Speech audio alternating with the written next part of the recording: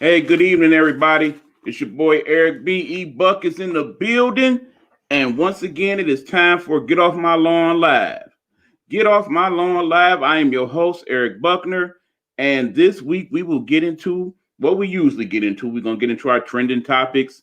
We also got things to discuss this week. We're going to talk about your favorite family Christmas traditions. We're going to get into that. We also going to talk about why I love and hate Christmas and Christmas time. And we also want to discuss the importance of asking the right questions to get the right answers. So we're going to discuss those subjects, but we're going to talk trending topics, and we kind of spend a little extra time on the trending topics today because it's a lot of moving parts to some of them, and I have some additional information to give you in regards to them. And I want to make sure that we have time to fully discuss that information and address the comments as well. As always, I encourage you to leave your comments and address the show. It's an interactive thing. So as I'm talking about these things, if you see things that are interest or you have some additional input to put into them, you have some strong opinions about what I have to say, because, some of the stuff I'm talking about tonight is going to be a little controversial. I admit that. And I'm a little frustrated about certain things. So that's going to come out as well. If you have anything to comment in regards to those things, let me know. And ultimately, we will get this done. Got a few people have entered the room already. H2, host of Hey Bitches, Helena Hologram. She's in the building. Good evening to you, H2. We got friend Amy in the building. What's up, Amy? Amy, also known as what I like to call the conscience of the show. She is also the research department, and she'll basically let me know if I'm saying some stuff and neglected a few things along the way, and she'll look up some quick things for me if necessary, as long as she has time, because not only is she that, she's also Ruby's mama. Hey, Ruby's mama. Okay, we got some other people here. Now, this is the time I need to go ahead and initiate the sequence so I know who is addressing the show that I cannot see at the moment. Y'all know how that go. So let me do that. All right. Give me a moment here. Okay. I got a Will in the house. What's up, Coach Will? What's going on? Will, the host of that show known as Pure and Uncut, Lions Football and More. Good to see you in the house, Coach Will. I know you're going to have something to say about a couple of things I'm about to mention. Please feel free to do so, bro. You know your opinion is always appreciated. Isra's in the house. What's up, Isra? Okay, we got people saying hello to everybody else. Miss Nikki's in the house. Hey, Aunt Nikki from the good old show known as Dish and Tea with Big Meech, Aunt Nikki, and the Big Red Ally. What's going on, y'all? Thanks, everybody, for joining the show. But now, let's get all this out the way and let's get to talking about what we're here to talk about. So right now, let me go on over here to my doggone screen and address my first topics, which is the trending topics of the week. Now, of course, we are still dealing with the coronavirus, so a lot of this is going to tie into that. And I know as soon as I say that, I already see two people dropped off as soon as I mention that. It is what it is. People is out here. It affects a lot of what we do, a lot of what's going on, and we got to address these things. So if that turns you off from the show, I'm sorry. Hopefully there'll be some shows that come along later on down the line where we don't even have to mention this at all. But until then, I got to go there. That's the main thing going on right now. It is what it is. You can choose to ignore it, but I choose not to. Okay, as of course the game is going on, and I'm going to address that slightly in there. So yeah, I know you're watching the game, and some of y'all, as I'm having this discussion, feel free, keep us up with the score and whatnot. I got it turned on, but of course I got the sound turned off because I'm doing the show. Hey, Coach Will, that was a wonderful show. Yeah, it was a good show last week, Will. I know that, and I know it personally because I was there. Yeah, I was their special guest. Thank you, Will, for that. Got my cuz. What up, cousin Nikki? What's going on? Out there in beautiful California, IA. No need to be sorry. Okay, so yeah, y'all guys continue to talk to each other. Let me get to what I'm here to do, and I will address the comments as I go along. You know how we do it. So here we go, folks. Here's what's going on right now. Coronavirus, we have reached 15 million cases. It is getting worse by the day. We have went from in March getting to April and having 1 million cases in about 6 to 7 weeks time. We've reached 14 million to 15 million in just 5 days. 5 days, 1 million positive cases in the United States alone. We're not even talking about other countries. We're talking about here. Just here in the United States, 1 million cases positive alone. We got here in the state of Michigan 5,900 positive cases just today, and over 180 reported dead just today. Okay? We have now eclipsed the 10,000 death mark here in Michigan. We are one of 7 states that have had at least 10,000 people die from coronavirus in less than 9 months. Remember, the first recorded deaths were the beginning of March this year. We are now in December, and we have over 280,000 people dead from coronavirus. They estimate, based on the trending numbers at this point, that by April 1st, there will be over 500,000 people who have died from coronavirus in a year, basically a little bit over a year's time, just here in the United States alone. That is an issue, people. That is an issue. Remember, 15 million cases, that's basically the populations of New York, Chicago, and LA combined. So just imagine everybody in all 3 of them cities got sick. That's that many people, okay? So that is an issue. Now, there are some of you who have asked where I get some of these informations that I put out, particularly the ones I put out on my Facebook page in the morning. You can find that information on worldometers.com. That's worldometers.com. Remember, there are 2 worldometers, so be very careful when you go to that site. There is the secure one, and then there's the one that is not secure. Remember, you know which one is secure because it has HTTPS. Remember, Amy talked about that before when we had her look it up. So you want to go to secure sites when you look up anything, okay? That comes into play when some of this other stuff I had to discuss also. The other place you can find that information is Johns Hopkins University website. That's where most of the government agencies get that information from, at least the ones here in America.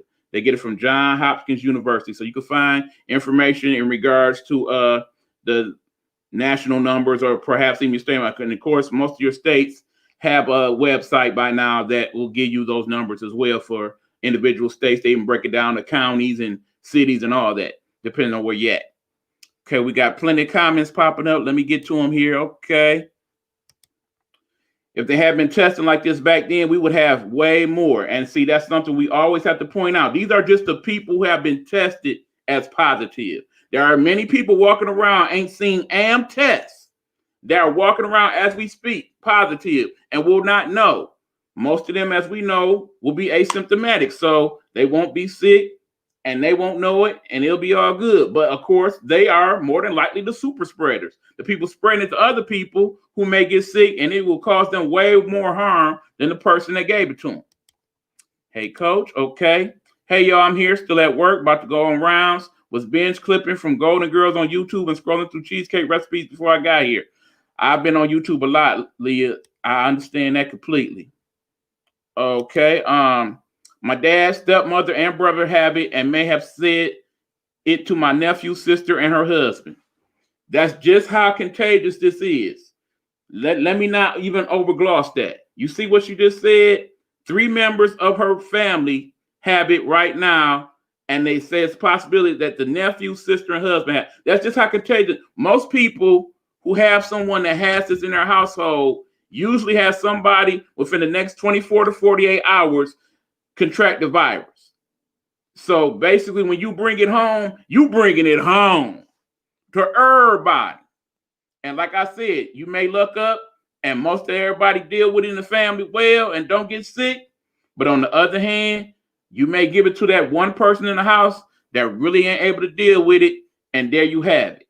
And how many of these stories that we see every day on the news where the mama died and the daddy died the next day, or they died right next to each other at the hospital or the nursing home? It breaks your heart, and I'm tired of seeing it. And people really need to understand this is not a hoax. It is not a joke. This is serious. That's why I continue to stress it. I continue to talk about it because it is important for people to know that we need to deal with this correctly if we're ever going to get anywhere in the dealing with this virus. Okay, everybody else is saying hello. Cowboys fan, haha. Yep, that's H2's team. So good luck tonight, bud. And the people who test positive and are asymptomatic, and because they aren't sick, they don't quarantine. That's another part. That's part of the reason why they're saying we had a spread issue here in a particular part of Michigan. I'll get to that in a minute. Non-quarantining, knowing you sick. So that being said, that leads, of course, to the next issue. That being that of the vaccine. Now, of course, the news today is that in England, where they approved the vaccine last week, today at approximately 6:31 a.m., the first person who was not part of the clinical trials for the vaccine was given the vaccine. So the first non-testable person has taken the vaccine. Her name is Margaret Kennan of Scotland. She's a 91-year-old grandmother who was being hospitalized for other issues, but before she left the hospital, actually she's due to leave tomorrow, she was one who volunteered to take the vaccine. So she's taking the vaccine, and of course they asked her how she felt, and she said she felt fine. And her advice to anybody in terms of taking the vaccine is, why not? Go for it. That was her thought. Of course, the second person they gave the vaccine to a few minutes later was the first male to get the vaccine. And keep in mind, more men are dying from coronavirus than females. You can look up those facts yourself. That person is named, ironically enough, William Shakespeare. William Shakespeare, 81. Not related to the William Shakespeare, but that is how happens to be his name. Say they call him Bill. He said he felt fine as well. He too is hospitalized right now, so they will monitor him, make sure everything's okay. So that's that. So people are already taking the vaccine in England. They're giving it to the most vulnerable, basically people 80 years and older, and they're also giving it to the healthcare workers. And of course, they will monitor them, and there'll be plenty of people checking in on them to see how they're feeling and any adverse effects and whatnot. So there's that. Now, of course, here in America, they're having the discussion on Thursday at the FDA to determine, based on the findings they were given by the Pfizer people, whether or not they will in turn approve the vaccine probably sometime in that next 24 to 48 hours. And that in turn will lead to people starting to get the vaccine here probably sometime either perhaps this weekend or early next week. So then we go from there. They say right now they have about 20 to 40 million vials of the vaccine available to pass out across America. And as soon as they got to go, it'll be getting shipped off through Project Warp Speed.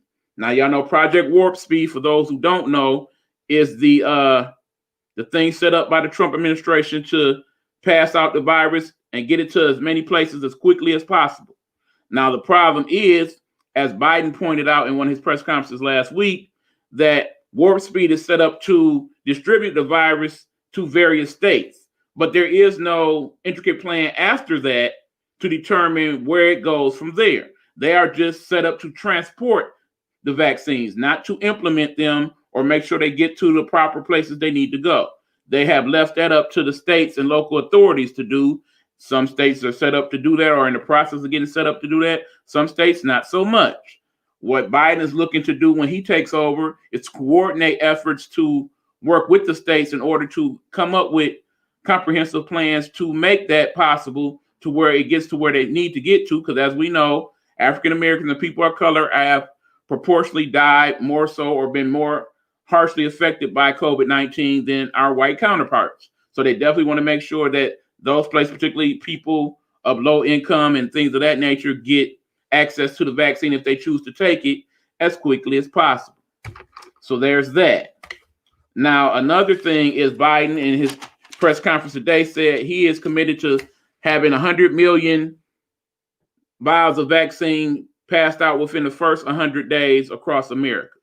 Now, the issue with that is it depends on who gets approved by them, because keep in mind, Pfizer initially committed to having about 40 million cases of vaccine. They probably will have half of that due to logistics. According to them, the problem is that they were unable to meet that commitment at this time because of problems in the supply chain. In other words, certain spots being slowed down by COVID or what have you, needing the raw materials necessary to make the virus vaccines. They weren't able to get those things to them in time. So because of that, that is why they're not able to meet that initial commitment. The other problem is that the other vaccines that they have promised out to other countries, they already have pre-orders and prepayments for, and they are committed to that. There's a report by a couple news agencies, the Washington Post and the New York Times, that said that initially they offered to give the government 500,000 additional cases of vaccine, which they turned down. They completely turned it down. And according to a government official in the FDA, said the reason why it was turned down was because they weren't sure about how effective the vaccine would be at that time, nor how quickly they could get the vaccine to them. And the initial reports they were concerned about in regards to the Pfizer vaccine, which, as we know, you have to keep in extremely cold temperatures in order for it to be effective. So they were concerned about how they would get that much delivered out in a timely fashion. But keep in mind, they already have pre-ordered vaccines from 6 companies. And let's discuss those 6 companies now. They are the Pfizer company, which is, of course, the first one up to get approved. Moderna, who will be up for approval next week. We have AstraZeneca, who's supposed to come out with their numbers sometime in the next 30 days in regards to efficiency. Their initial report says their vaccine will be about 70% effective. It only needs to be 50% effective to be approved by the FDA at this point. We also have Novavax and Sanofi and GSK. GSK stands for GlaxoSmithKline. They make a lot of the medicines that you are familiar with in terms of diabetes medicine and things of that nature. And of course, Johnson & Johnson. Now, everybody's basically really rooting for Johnson & Johnson because, at least to my knowledge, they are the one company who's saying that their vaccine will only require 1 dosage as opposed to the 2 dosage for most of the other vaccines. Now, like I said, the government has prepaid for at least 100 million doses from each one of these companies, with the exception of the AstraZeneca, of which they've ordered over 300,000. Well, 300 million things. So basically, they have enough ordered to cover the majority of the U.S. citizenship between all 6 companies, depending on when they get the vaccine available. But the problem is that we don't know when the results for some of these other companies will come into play. So based on that, there were discussions. And one of those discussions had today was by Dr. Fauci. For those of you who've been on your Facebook page, you may have seen that they set up a forum to be had on Facebook by Dr. Fauci and the people who represent the Black. Okay, I had that written down. Give me a second. Stand by, folks. Like I said, I got a lot of information, so I'm trying to get it all to you guys. Basically, they represent the Black Doctors Association. And they had Dr. Fauci on as their special guest to basically have discussions with people who had questions in regards to the vaccine, particularly people who are people of color and African Americans who had their concerns about why or when they should take the vaccines, the good, the bad, and otherwise. Now, according to Dr. Fauci, some of the things that were looked into were, how safe and effective the vaccines were, and they already have initial reports, so they have an understanding. And he basically explains to us that this vaccine is basically based on how most of the vaccines are made now. For the most part, vaccines in the past have been made primarily when you take a weakened version of the said issue or virus, weaken it to a point where it's said to not affect your body, inject it with other things, and basically manipulate the DNA. Then it's injected into your body, with the thought process being then your body will develop some immunities to it, and then take those immunities and have them go throughout your white blood cells that fights off diseases in your body, and in turn make your body immune to whatever it is. It's different now because they now take proteins and they make them into synthetic like DNA. Then that in turn they inject into your body to work with your white blood cells codes for fighting diseases. And that in turn teaches your body, this is what you need to do to fight this particular illness. Your body then recreates that code within your white blood cells to go throughout your body to fight diseases. And that in turn helps build up your antibodies and immunity to whatever that disease is. So part of why he's saying it's not as concern is because they've been working on that particular technology for years. They just basically applied it to COVID, and that's why we're able to have these vaccines sooner than we normally would have them. So he explained that. Also, people stress concerns about whether or not they have been tested on people with preconceived conditions such as diabetes, heart conditions, things of that nature. He says the answer to that from the papers and numbers he's seen is yes, they have been tested on people with pre-existing conditions, and they still come out to the same as anybody else, the 90%. Actually, maybe a little bit higher than 90% based on certain populations and age groups and what have you. So according to him, he said he definitely would take it. He is highly confident that it will work. He definitely encouraged people to take it. He basically says that in order to effectively reopen everything, we need to have a large part of the population take it. That goes back to that whole herd immunity thing. Now, for those of you not familiar with herd immunity, that basically means that they want to get it to a point where at least 70 to 75% of everyone here in the United States has taken the vaccine. And that in turn would lead to you being in a situation more than likely where if, say, you're in a place, your average place of 50 or so people, maybe you and maybe one other person who didn't take the vaccine might be there, but everybody else has been vaccinated. So the likelihood that you would contract the virus becomes very small because, of course, there will be no COVID-19 does not exist anymore. Please understand that. Even if everybody took the vaccine, there's still that possibility that there will be people out here that have not been vaccinated and could contract COVID-19 even still. There will still be people years later that get COVID-19. There will still be people years later that will die from COVID-19. I am saying this not because I'm an expert epidemiologist like Dr. Fauci, but just because I've read enough about it. And I know that just like there's people still dying from the flu every day and cancer and whatnot. There are no cures for any of these things. There are no cures for the measles, the mumps. Like I said, we have vaccines for them, yes. But does it completely eradicate anybody ever getting it ever again? No, it does not. So that's still a realm of possibility, folks. But the likelihood becomes way less as more people become vaccinated or build up antibodies to it so that we don't have that issue. And of course, he still cannot tell us how long these vaccinations will last in our bodies. That's still something that has to be determined long term. So there's still that question. And of course, then there's the other major question that someone asked, and he did break it down.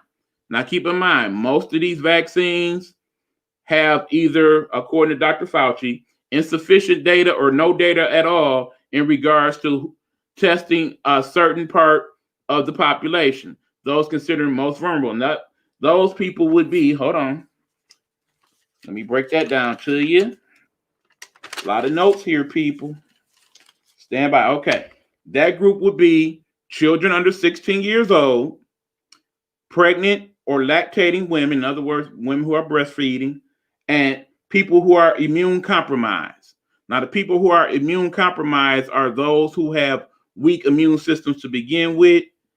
And the issue would be that if you already have a weakened immune system and you're trying to teach your body to do something that it's not doing under normal circumstances, the likelihood that the vaccine will be as effective or effective at all with you becomes way less because your body already has issues developing things to fight illnesses within it as it is.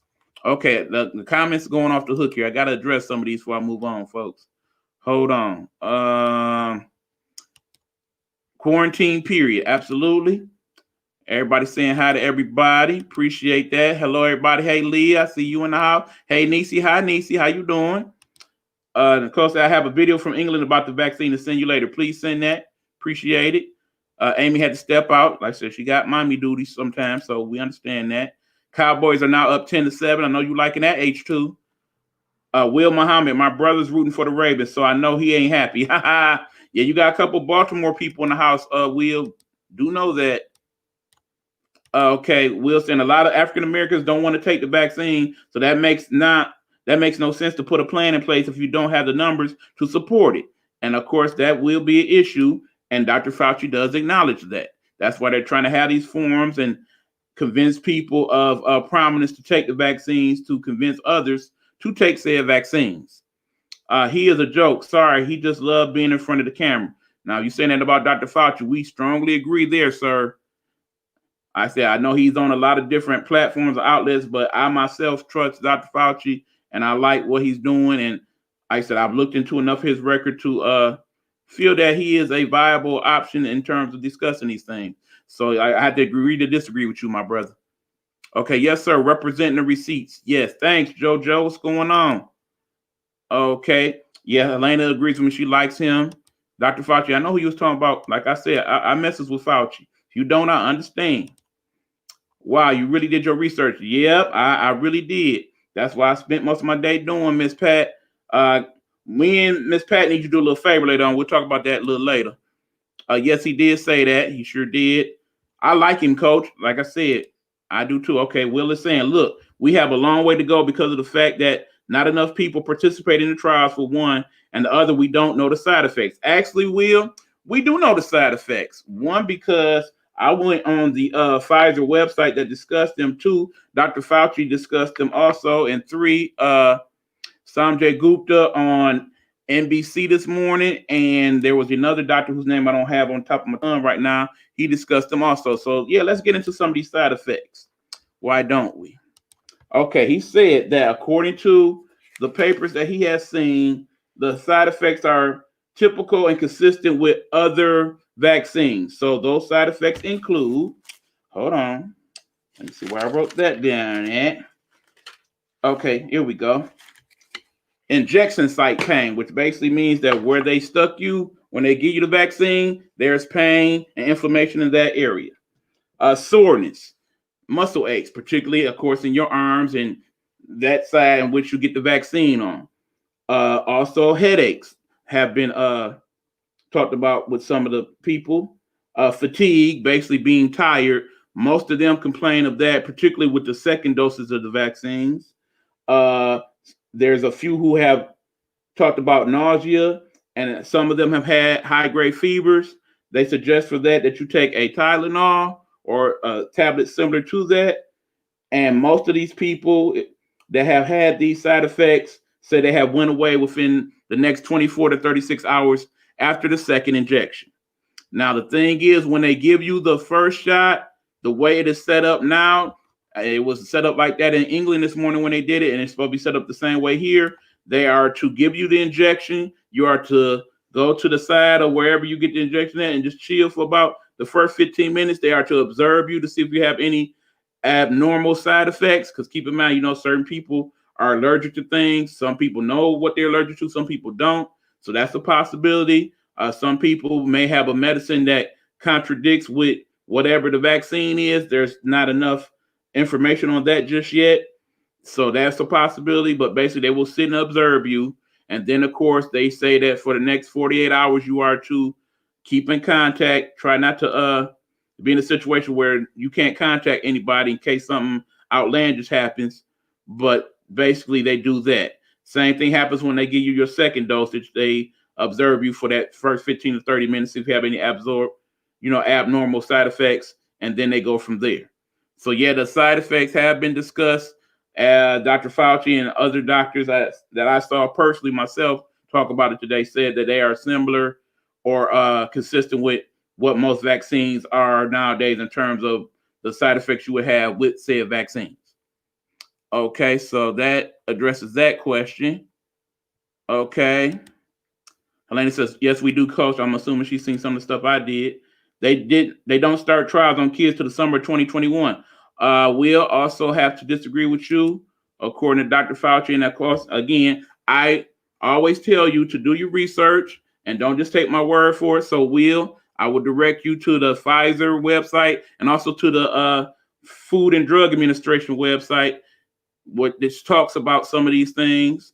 And they say that they have already started trials on kids with some of these vaccines. In fact, I would like to say the second one, Moderna, they actually had article about that somewhere on basically go on the Moderna website. I'm sure they discussed that as well. But I do recall that specifically.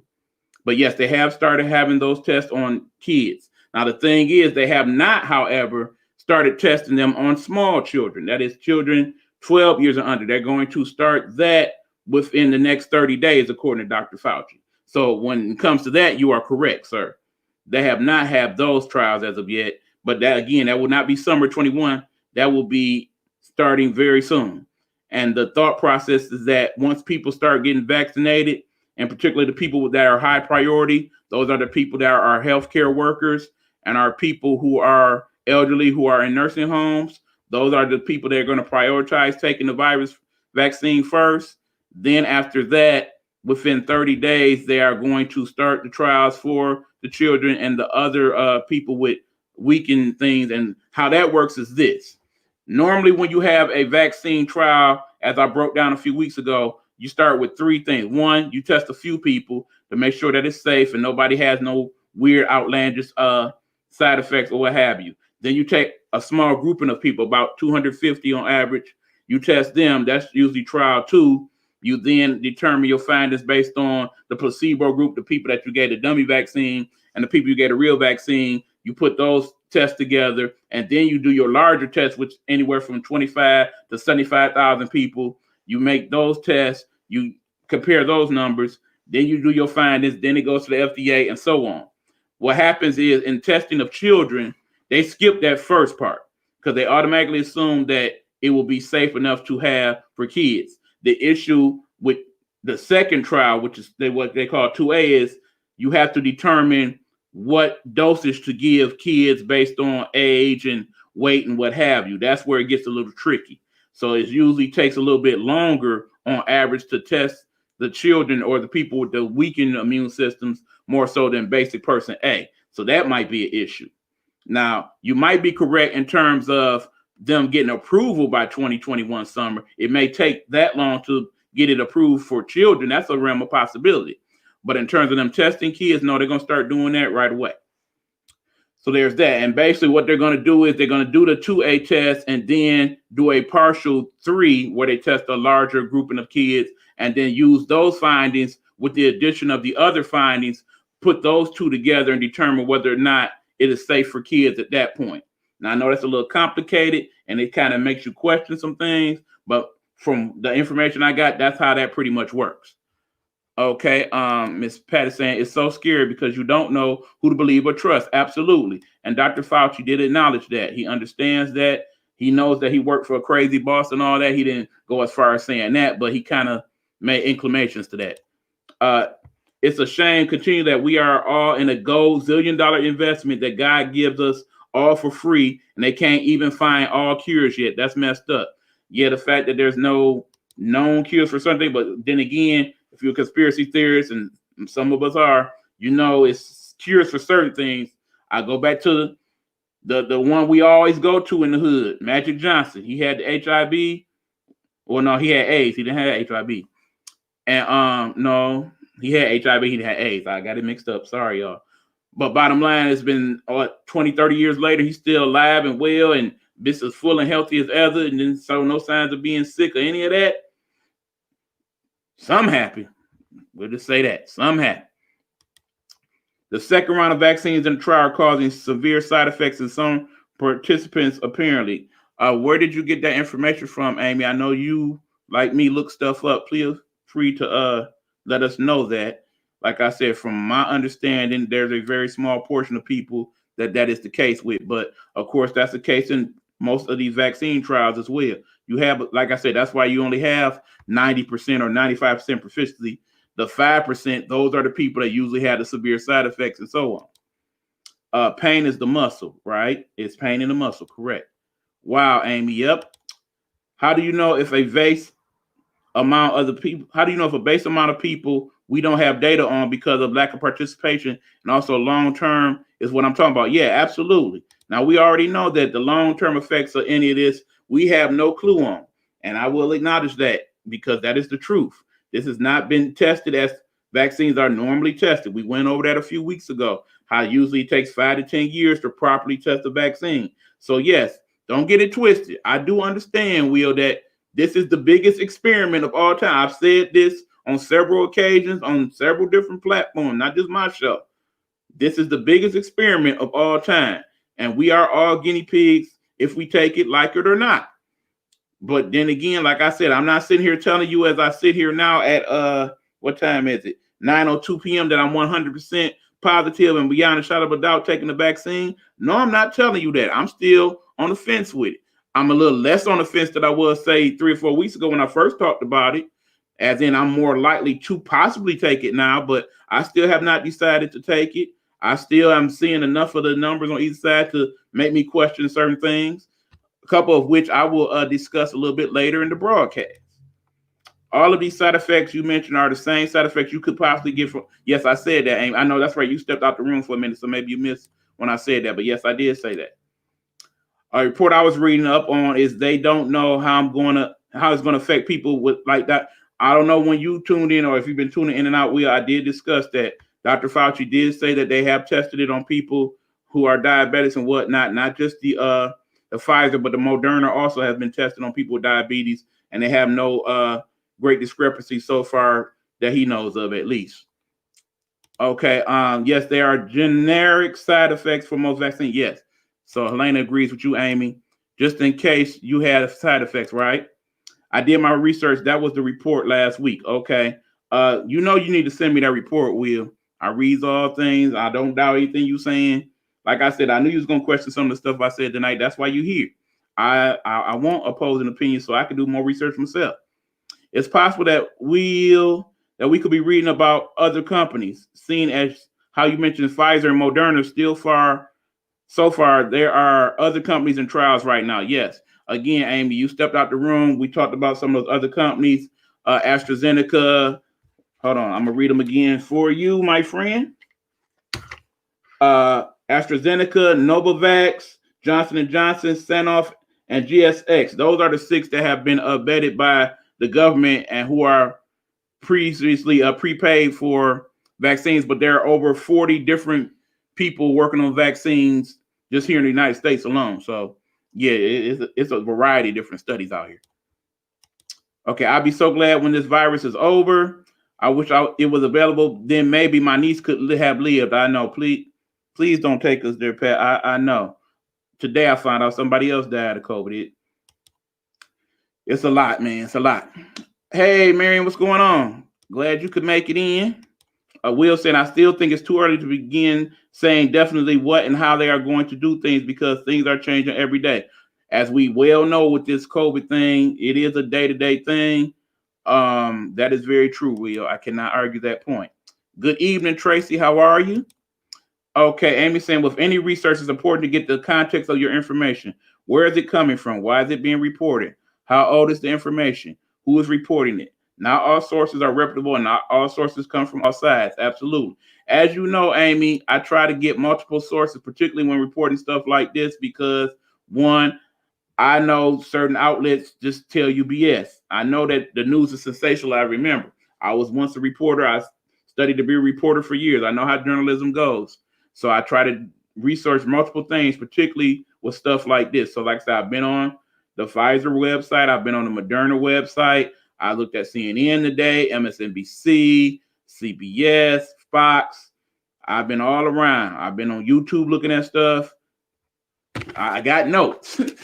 I got notes. It took me an hour just to get all this together. I've been literally dealing with this a good part of the day today. I have a son that has HIV, and as long as he takes his meds, he is fine. Absolutely. And at first it wasn't like that, Will. That's part of what I'm saying. I'll provide a link for my information. Just a sec. Please do, Amy. What's up, Big Easy? Just doing a drive-by. About to go to bed. Very long day. Okay, not sure who that was. Let me see if I can find out who that is right quick. No. Okay, not sure who that was, but thank you. Appreciate it. Jojo is saying we all should ask officials a lot of questions about every vaccine, especially in the upper class and underclass neighborhoods. Now, y'all seeing how y'all asking and having all these questions? that goes back to my point later on about asking the right questions. That's part of why I'm having that part of the broadcast. Okay, thank you. Okay, I will pin that and look it up and see what you got. CNBC, I find them to be credible. So yeah, I'll definitely look into that. I'm speaking more for African Americans than they so. Because yes, as we know, they still have not had a good amount, a comfortable amount, let's just say, of African Americans and people of color in general participate in the trial. So yeah, that is why you might want to question some of these findings. Understood, sir. Yes, sir. In the middle of Ruby's bedtime routine. Absolutely. Like I said, I know you're in and out of school, Amy. We got you. How many people, honestly, in this room will take the virus when it's available to us? And I'm sure we went over that. I would safely assume for most of the room, most of the people we talk to right now probably will not, at least not right off rip. Okay, saying hi. Not me. I'm waiting to see how it affects. Then I'll make my decision. That's pretty much where I'm at right now myself, Will, to be honest. Because remember, according to how the rankings go as who will get it first, second, and third, I'll have a while before they get to me. So I have plenty of time to work that on out. The vaccine, I'm wary of it because I have a small child. I'll probably do it. Exactly. And there's a couple reasons in my life why I would probably do it, despite of what I think. My mom, for one, obviously. Sorry, vaccine. Yeah, we got you. Okay, so yeah, there's that. So, they're working on all that on that end, but that, of course, leads us to the next part of the equation, because the vaccine basically will not be available to the general population, at least according to Dr. Fauci, until probably sometime late April, early May, and so on. So for those next 4 or 5 months, what we gonna do, y'all? We still got it out here. This place is closing up. There's people in need. So we will talk about the next part of the scenario, which of course is the COVID relief bill. Now, as you know, last week, the Republicans and Democrats in the Senate got a group of themselves together and put a proposal together to give $908 million of relief. They are making it a relief bill, not a stimulus bill, because they do understand that they will probably have to go after this and have additional funds being sent out for whatever reasons. That being said, if you don't remember what was in that $908 million bill, quick synopsis: state aid and local aid for the governments of the states, small business loans, yet again, particularly those that concentrate this time on small businesses in urban regions and low-income regions, aid for testing and vaccine distribution and implementation, enhanced unemployment benefits, that being $300 extra a week that will be provided until the end of April, and of course extending unemployment from the end of this year to April, the end of April next year. And then also, what am I missing here? And also, yeah, cutting off the extending the cutoff for student loans, interest payments to be collected, and for people who are paying mortgages to be put out, so that they will have protections against being put out for the next 4 months. So that's part of their bill. Of course, Mitch McConnell is still pushing his bill, which is $200 million bill, was basically will only extend unemployment for an additional 30 days and give no extra money whatsoever. Just whatever you get now, that's what you would get for another month. And then he in turn also wants to give very little to no aid for state and local government. He does want to provide aid for testing and vaccine distribution, opening up schools and other businesses and things of that nature. But most of his bill is just that. His main sticking point in his bill is that he wants to provide companies protection against getting sued for people who contract COVID-19 as a part of their workforce or what have you. He want to have protections against that, so people just can't up and sue them because they got the virus and blame them for getting it. So those are his bill. That's those bill. Now, of course, they say the sticking point is that he definitely wants that insurance in there, and he's still not overly thrilled about giving state or local aids money. I want to dig into that a little bit deeper in a second. They're saying Nancy is holding it up on her end because she doesn't want the $300 a week. She wants to go back to the original $600 a week and unemployment benefits. And also she wants to extend unemployment to the end of next year, not just April. And also, she has an issue with the liability. She doesn't want to have as much liability for people who contract COVID at different businesses and whatnot. She still wants some people to be able to sue for that, depending on how they contracted the virus. So they saying there's the back and forth with them there. Now, basically, seeing it's Tuesday and tomorrow's Wednesday, they're saying more than likely what will probably happen at the end of this week, considering that usually Congress shuts it down soon after that for the rest of the year, they will provide a quick little fix bill that will allow things to be stretched out for another week or two while they figure this thing out. But both sides are committed to not leaving Congress until they figure this thing out, as in not going home for the end of the year until they figure it out. So there's that. Okay, got more comments. Hold on, folks. I'm there I'll wait. She says she'll wait for that vaccine. We don't want another Tuskegee experiment. And yes, Dr. Fauci was very wise to point that out as well. He understands people have their misgivings, particularly people of color, because of that. What I've been doing is social distancing, washing my hands, and wear a mask. Absolutely. You know we're going to go over that again, Will. I always do. Now they are saying to double the mask now. I say that because I've seen some of these masks that people wearing, these little flimsy things. They wear it just because, okay, I got one on. You can't mess with me. That's not helping. It's not helping if your mask is paper thin. We already, remember that little tutorial I did last week about the mask? Hold on. I still got some of the stuff here. Remember, you take your mask, right? Flashlight. If you can see through it clearly, that's not a good mask. If you can see through it a little bit, that ain't bad. But ideally, you want to try to get a mask that's nice and thick where you don't have that issue. And if you don't have that, then yeah, I agree with you. Double up. Absolutely. You see how many masks I got over there? I got plenty of. How do you say you're for the people, Mitch, but you're not helping people? I'm glad you went there. Okay, let me go here. Now, remember, here's the problem. There are 100 senators, correct? There are over 300 people in the House of Representatives. But right now, however they feel, don't seem to really matter. The main players in this are the main people holding it up, from what I can see. The problem is that, okay, we got Nancy Pelosi. Now, she is the head of the House, okay? Speaker of the House. Keep in mind, she represents California. California is the largest state in terms of population in the United States. Then we got, for the minority leader in the House, in the Senate, you got Chuck Schumer, who of course is from New York, one of the largest states in terms of population in the country. Mitch McConnell is from Kentucky, folks. Kentucky is one of the smallest states in terms of population in the country. But he has the power to tell people, okay, we're not even going to look at this bill. It's going to sit on the desk. I'm not even bringing it up for the House. He has the power to say, okay, this is the bill. We're not voting on this. And his state don't contribute to this.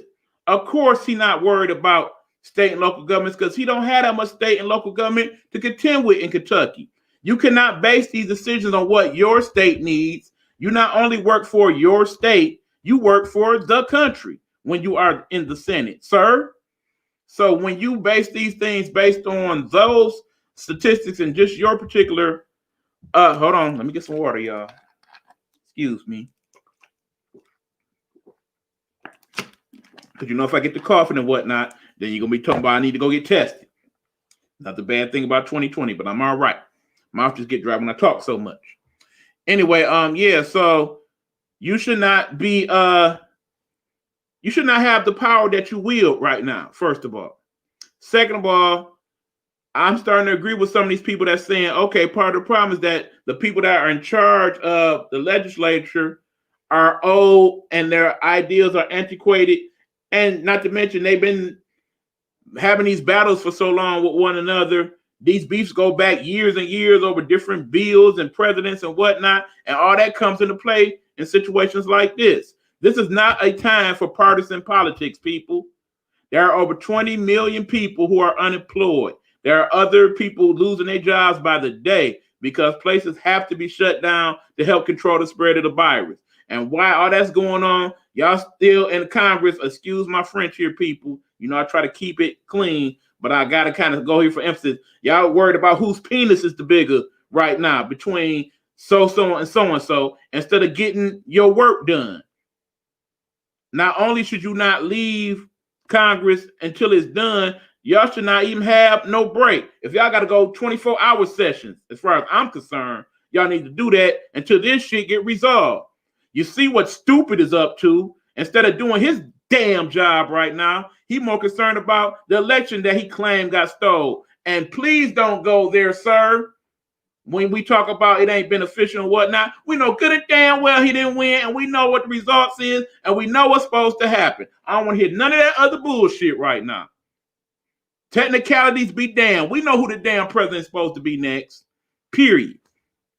So that being said, y'all need to do your damn job, and you orange clownish fool, you need to do yours, okay? I said it, and I meant it. Damn it.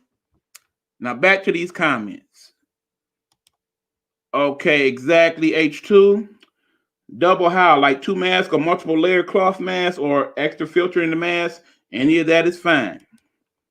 They still haven't put anything in for the disabled or the people who don't have unemployment options. Now, see, that's something that don't get discussed much, but yeah, also true. You can order N95 masks on Amazon for like $32, and some even cheaper than that, Will. I went through that. They have, basically, you'll find thousands of different results when you go to Amazon and look up masks. Same with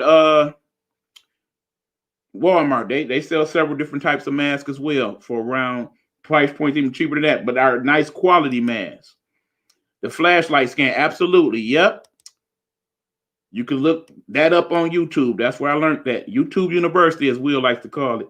Some of us have to do more than others, but please wear your damn mask. Absolutely, because some people, they can't stay in the house. They got to go to work. They got to be out and about in the public and whatnot. They don't have that option. You sure did, Eric Butner, demonstrate to us how to wear the mask. Absolutely. Yes, you know I will gladly do that. I usually do that at least once a week anyway. You're going to take your mask, hold it by loops, people. You don't hold it in the middle. That cross-contaminates. That defeats the purpose of wearing said mask. You put it over your face, okay? I went out to the store yesterday. I seen a lot of this yesterday. Pissed me off. This is not the proper way to wear your mask. It must be over your mouth and your nose, people. And if possible, keep it close to your eye ducts to protect them as well. That's why I like these nice big old masks. They cover as much of my face as they can. And when you take off said mask, no, you don't take it off like that. Again, that's cross-contaminating. Your hands can touch all sort of everything. You touch the mask, you see, that's going to contaminate your face. So no, you're going to take it off by the loops. Lift it up. Close said mask like this and put it down. They suggest that if you got a mask and it's a rewearable one like this, 3 good times.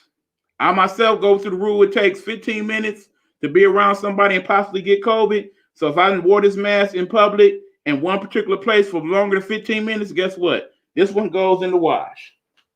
On to the next one. And like I said, I have plenty of these, folks. You should have more than one mask. You know that is the rule and the law in most of these places now. I have several. And that's just the ones that I washed lately. I got some over there. I got some in my room. I got some in the dining room. I ain't playing. Okay, let us move on. More comments, and let me get back to the stuff. Okay, it is a shame. The government has been promising us a second stimulus package, and we will probably not even get one. It is a disgrace. We need another package because people are losing jobs, apartments, and so on. Absolute, Israel, and I'll be damned. You're going to have a problem if Congress leave and don't have no package at all. It's going to be some riots and stuff in the streets. It's going to get real ugly. I know this because I know somebody who's organizing one right now for just such an event. I've been doubling up on my mask since it started. Being a security guard, I can't take any chances with getting sick. Even those 2 guys at my last site got it and recovered. Yep. Mitch don't even want to meet me halfway. I know that's right. Home remedies from our ancestors, always forever the best medicines in the world. and herbal medicine, whatnot. There is a person I've been talking to in regards to that. He says macadamia nuts is good for your immune system. If you eat macadamia nuts, it helps to strengthen your immune system. I need to do more research on that, but that's the latest thing he told me. Wear 2 masks. Yep, but he still has to make his decision based on his constituents, just like any other senator or congressperson. Well, I'm gonna safely assume that it's a good part of the population in Kentucky that would like for him to come to some consensus. He did not win Kentucky by 100%, Mr. Muhammad. He won by a nice amount, but it was more like 60, 65%. So I'm gonna safely assume the 35 that did not vote for him, they probably are amongst the people that don't agree with how he do his politics. And that's just his state. Mitch is out of there once we get John and Raphael. Of course, those are the 2 Senate nominees in Georgia. So, yeah, I hope that happens because then he will no longer be in charge of who sees what. But it doesn't take that long, Will, according to Miss Pat. Congress is about to take a break for Christmas anyway. I doubt they'll get anything done before then. It varies from day to day, but like I said, it's highly irresponsible. As one person said, that was a congressperson, being this negligent during this pandemic, the way it is right now, is like being asinine on steroids. I like that quote. It was something similar to that. That was, in essence, paraphrasing what he said. Hey, Tracy, okay. He gets elected by the people in his state. Yep, and clearly, I would never want to live in Kentucky if that's what they elect as an official. Personal opinion. These are the opinions of Eric Buckner, and get off my long line, not those of any of my affiliates or the people in my Nighthawk network. Well, he has a right to fight, just like it was if it was Biden. Yep, understood, Will. Like I said, it's gonna be a few more things you don't agree with that I say, Will. Be ready, bro. In Pennsylvania, we have certified their votes. That's what. So I say in Pennsylvania, they certified their votes. What's the problem? Well, part of the problem is that apparently the president in his spare time is calling people from different states that he questions the validity of their votes and try to convince their elected officials to overturn the vote or delay certifications or what have you. So that's why in his conference today, he's saying he wants somebody to step up and be brave enough to convince people that this is wrong and overturn the results. He's full of shit. That's for a 20 count. The N85 is the next best thing to the N95. Yep. Also true. You can look that up, by the way, what an N95 mask, N85 mask is. Look that up so you have a better understanding. They're strung people along with the entire pandemic for $1,200. It's ridiculous. They abandoned the job numerous times. Anyone else would be fired. And again, we're talking 1,200. There are some senators talking more than 12. They're talking 2,000. I think one of them mentioned 5,000 even. I don't think we get nowhere close to that, mind you, but I can see them doing more than 1,200 eventually if everything falls into place the way Biden would like for it to. Now, his cray ass is talking about going to Biden's inauguration, so he is going to run in 2024. Bitch, you still are going to lose, you orange bastard. Yeah, Miss Pat don't like him that much. I don't either, let's be honest. I did this demonstration first. Will, you did and you didn't, sir. I learned about it months ago. You may have done it on the air first, but I knew about it before you. I'm pretty sure of that. Casting doubt on an election that was fair and close because your ego won't let you lose is dangerous, reckless, stupid, and unpatriotic. Not to mention sad behavior for a sitting president. The White House isn't a company to run. It's the seat of our government, the head, the spokesperson for us to the world. Well said, Amy. Well said. Okay, you missed it. What's the score, y'all? I don't know, by the way. Keep updating me, people. Always wash your cloth masks, and if you all have disposable masks, change them every 2 to 3 days. I say every 2 days. It's that contagious right now, but yep, correct. That's why I have several masks so I can wash them. And I don't even go out that day.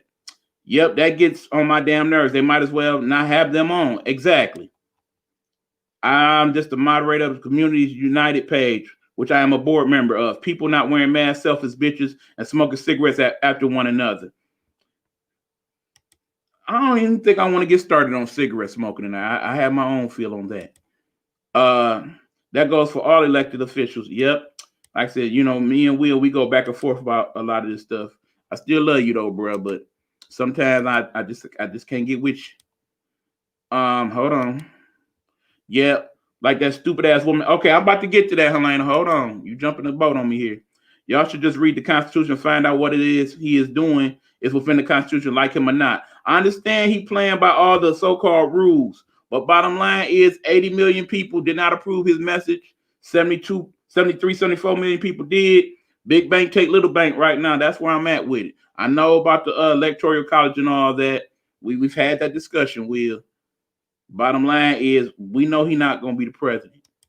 I don't care what he say. If he somehow figure out a way to try to make it not so, we about to have a whole big old problem that don't none of us want. Okay, Will saying the Ravens are up 17-10. I know you ain't liking that, H2. For the last 4 years, I had nobody in the White House speaking for me. I feel that way as well. N95 masks are a one-time use mask, by the way, according to Israel. There's no question that what he is doing is legal, but it is immoral and dangerous. Agree, Amy. Absolutely. I'm in the middle. Didn't vote for either of them. Now, Will, we're not even about to go there, bruh. We're not about to go there. I got enough problems to deal with. We'll have that discussion off the air. You know how I feel about that. Okay, one more comment. It is so great to have all of us with strong personalities speak our minds about everything. I'm very proud of us all. I agree, JoJo. Because like I said, you know me and my brother is disagreeing. That's still my man. I fuss with him the long way, and he know that. But some of this stuff that he believe and I believe, they're on two totally different planets. But that being said, let's get to the local. All right, here in Michigan, the governor came on yesterday and extended our slowdown. It's not a complete shutdown, it's a slowdown.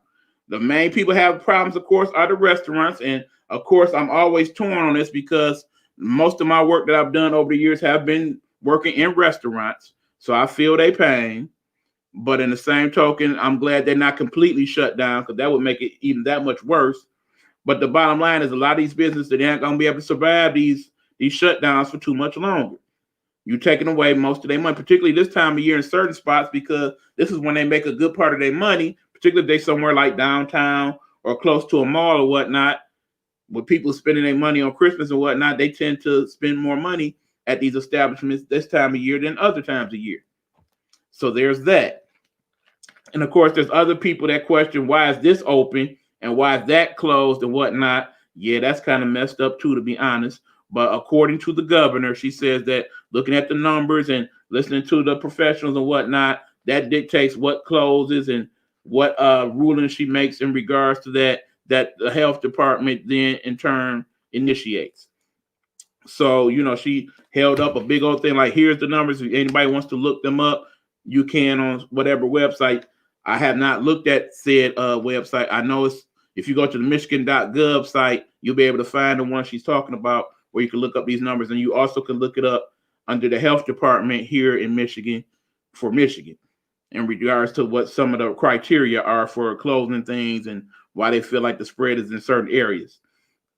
I like to look at it as common sense. Bottom line, you're in a restaurant, right? You got your mask on, okay? At some point, you got to drink your beverage. Now, there'll be a couple of them crazy folks that'll leave their mask on and drink through the mask and be stupid. But that being said, even they can't eat through the mask. Yeah, they do make masks where they got the hole in it and whatnot, but that defeats the purpose. So yeah, when you're in a restaurant or a bar, you got to take your mask off and have your drink or your food. So naturally, the likelihood that you may catch a viral disease that messes with your respiratory is more so than if you are in a place where your mask is on the whole time, or you're in a place where you're outdoors or what have you. Because it's 30 and 40 degrees outside, that really don't apply at this point. So no, we can't do it that way. And being outside in the cold, eating and whatnot, and sweat and pores open and all that, that's going to probably lead you to possibly get sick anyway. So that is why the restaurants are closed down on the inside right now. And for some places, that's crushing them because their primary and pretty much some of their only businesses in some cases is people that come inside their restaurant to eat because they want the ambiance, they want the experience, they want to not have to be dealing with this and bags and knives and plastic and all that stuff. So I get it. And like I said, it's messed up. But then, of course, the other side of the coin is, yeah, you got us closed down, but we don't have no way to help ourselves, and we not getting no help from nowhere else. The federal government on some bullshit, the state government on some bullshit. So, of course, she appealed to the state legislature, who, of course, had to stick up their butt ever since they sued her and finally won, so that she now has to approve through them what she does in certain circumstances, particularly when it comes to providing relief to people. So she has strongly encouraged them to pass this $400 million package that she needs to implement in order to get small businesses help to extend the unemployment here in Michigan indefinitely, so people don't have that concern after the 26th of this month, and actually looking to increasing the amount of unemployment people get, because we are in the bottom third in terms of the amount that people receive for unemployment, and it has not been raised in over 10 years as it should be because of cost of living increases and inflation and what have you. So that's part of the package that she wants them to work on. Now, someone in the legislature has something to say about that. I want to tell you exactly what they said. So I have taken the quote. I got this quote from legislature as they talked to a person on Fox 2 News today. They said, and I quote, this is from Laura Cox, the Michigan Republican Party chairwoman, okay?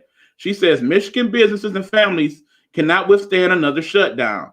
And I'm calling on Governor Whitmer to reverse course and allow Michiganders the freedom to work, go to school, and be with their families during the holiday season. Instead of asking for $400 million in aid, Whitmer should be removing the restrictions she imposed that are causing the need for aid in the first place. Now, there's two ways to look at that. One, you could say, okay, basically this person is saying if you hadn't put all these restrictions, everybody wouldn't be struggling to make money right now.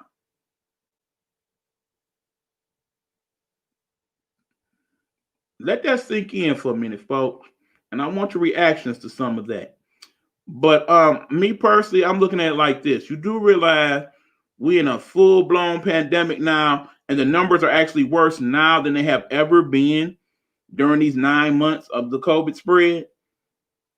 We had to shut things down at one point, and that did lead to the decreasing of the numbers. At one point here in Michigan, we only had like less than 100 cases one day and 0 deaths. And now we're working on 5,000 and 6,000 cases and over 100, 200 deaths a day. That's not adding up, okay? So you want to open everything the hell back up. And then the numbers are what then? If we got 6,000 and 7,000 now with partial shutdown, imagine how much we would have if everything was full-blown open.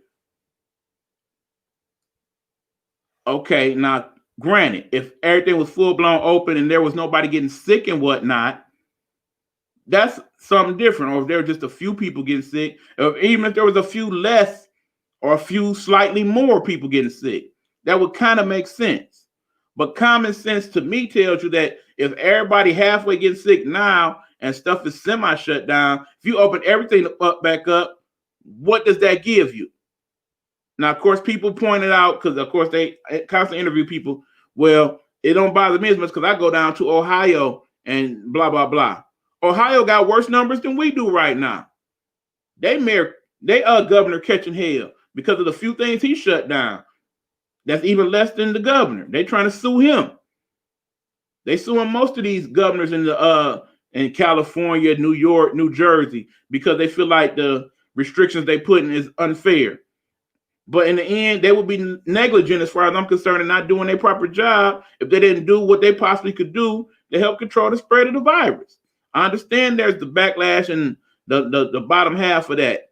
It'd be nice if you could be like, okay, well, we're going to shut you down, but we're going to provide you with this money, that money, this money to kind of soften the blow.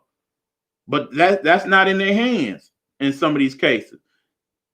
A lot of these states is on the fumes right now. Without that government money that they need, that we've provided from paying our taxes and whatnot, because that's not McConnell's money. That's not Pelosi's money. That's not Schumer's money. That's the people's money. And the people need that damn money. Give me my money! That's how I really feel. Give me my damn man. Okay, hold on. Oh no, been there. Okay. You and 80 other million other people, HH, exactly. Okay, some things are legal and old, agreed. Until that old is replaced, it's still law. And you know the government's broken. We know that. She is a joke as well. They all make decisions based on who's giving them money. Now, of course, if you're one of those people that just feel like all politicians is crooked and fucked up, so be it. Understood. I can't sit here and tell you I completely trust anybody because I was not taught that. Patricia Ann taught me trust nobody. Any business that has to operate on 25-50% is only making 25-50% income and paying all the bills. Because of course, all the people that need their bill money, they not shut down and they not doing no reductions or none of that. Agreed. This is not sustainable. We need to end the shutdown by doing the right thing and social distancing, wearing masks and washing up and preparing for vaccine, etc., etc. You ain't saying all that. I'm just adding that, ain't I haven't been to a restaurant or bar the entire time. I've been to very few myself, my friend. Me as well, but I have ordered takeout. And yeah, that's an option. You know, me myself, y'all see my Facebook page, I be cooking. I likes my food. There are plenty of people who aren't high risk that can work and go out that can run things while the vulnerable shelter in place. COVID isn't going away for years to come. We have to rid our country in this Republican political poison to get our brains back. Bottom line is these partisan politics is really starting to piss me off. Can't you tell? I'm tired of the Republicans represent this and Democrats represent that. Damn it. What about us? Represent the people, period. We aren't a social. Hold on. I think there's more to that somewhere. Okay, can't wait to get back to extraordinary normalcy after this Miss by Felicia Trump is over. So socialist, there we go. Socialist society. I think that's the problem. Yeah, yep. That person seems very selfish to me, indeed. I think we have to put ourselves in the people's shoes. We would know how they are feeling. I understand both sides, and I do too. Don't think I don't, Will. It's just I'm not. I need people to get help, and they not trying to hear me right now. Seem like most of these people are not speaking for working class America. Exactly, because in the end, most of these Congress people they make hundreds of thousands of dollars on the side and everything else. Don't get me talking about the lobbyists and whatnot. Socialism or the threat of it is not a problem. The fear of it is the problem. Capitalism is the problem. Billionaires are the problem. Shitty politicians are the problem. Socialist is a buzzword to control the vote and keep the rich people exactly where they are. That part. Helena Hologram, that part. They are, trust me. Exactly, H2. I bet our second stimulus checks are in their pockets right now as we speak, but God is our everything. They making money. Trust and believe. Every day they making money. And I ain't talking about just the money that they supposed to be making. That's my personal opinion. For the record, I'm also pissed off at the abstaining Democrats who are halting our economy and relief from what happens to be fair and spite. There's that. Like I said, they both to blame. Let's be honest. The new administration needs to be able to get access to their power because Trump is making things worse by blocking Biden and counter from inserting their power. Then there's that. Okay. Yeah, we already spent a nice little amount of time on that as it is. But okay, a couple other things I want to address. Okay. Here's another problem that I'm having. People are starting to go to some of these politicians' homes and protest their issues in front of their home. That's some bullshit, okay? This is why. When you are at work, you are the governor, the mayor, the secretary of state, the clerk. And it ain't just happening here. It's been politicized a lot here. But yeah, they going in front of Keisha Lance Bottoms' house. They done went in front of people's house in Missouri. I don't remember offhand. Nichelle, if you're on here, please inform the people who I'm talking about. We had a discussion recently. It's happening in Michigan. It's happening all over the place. They are going to people's houses and protesting in front of their houses. When you at work, you at work. When you at home, you are not at work. Okay? That's the thing. When you are at home, you are Mr. or Mrs. So-and-so. You are mama. You are so-and-so. You are not Secretary of State at that moment. You are not the mayor, governor, what have you. You at your house. You done punched out for the day. So why is people bringing their problems that they have with you at work to your place of residence after you get off work or even while you at work? That is ridiculous. Not to mention the fact some of these people are coming to these people's houses armed, threatening their livelihoods, their life. They are calling their personal phone numbers, getting into their personal emails, getting on their Facebook accounts, threatening their existence, telling these folks, I'm going to kill you because of this, that, and this. This where we at now? This the type of people we are? Seriously? Seriously. Now, elected officials are a 24-hour job, though. Some of them, yes. Some of them, no. Some of them, when you punch out, you actually punch out. But bottom line is, you should not, I repeat, you should not be at these people's houses threatening their life because you don't agree with what they did at work. There is no justification for that. None. Zero. It's wrong, flat out.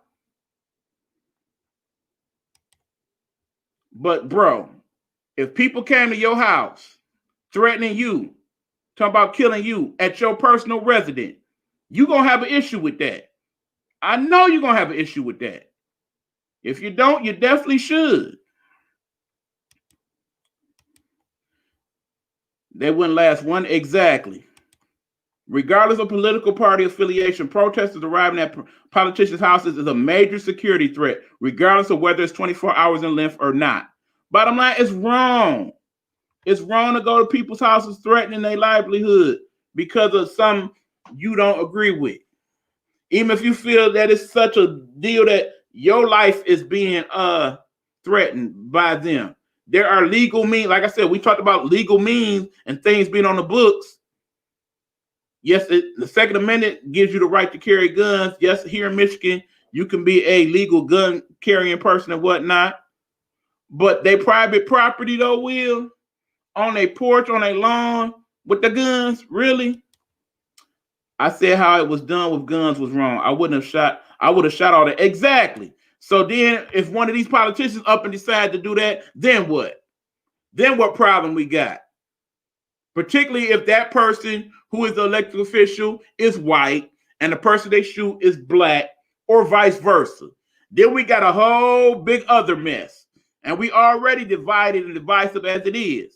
We want to add that to the mix now?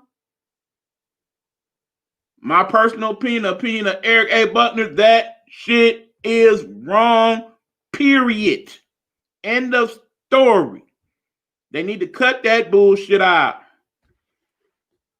Okay, now, I've had enough of that, y'all. If y'all want to comment on it more, feel free. I will address the comments, but I just had to let it off my chest. Sometimes get off my lawn is just that. I got to tell y'all why shit is on my lawn, and I need it to get the hell off. I ain't liking some of this shit right now. It's really pissing me off. Sick of it. Sick of it. But some little side news. The Olympics that will be held in Paris in 2024, they're going to have a new sport, breakdancing. They're going to have breakdancing in the Olympics 2024. It's going to be an official sport.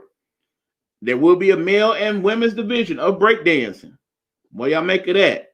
Now, of course, you know they canceled this year's Olympics. It's going to go on July of 2021, tentatively at this point in Tokyo. Some of the new sports that will be there are surfing and skateboarding. Those are now Olympic sports that will be done at those Olympics. That might be interesting.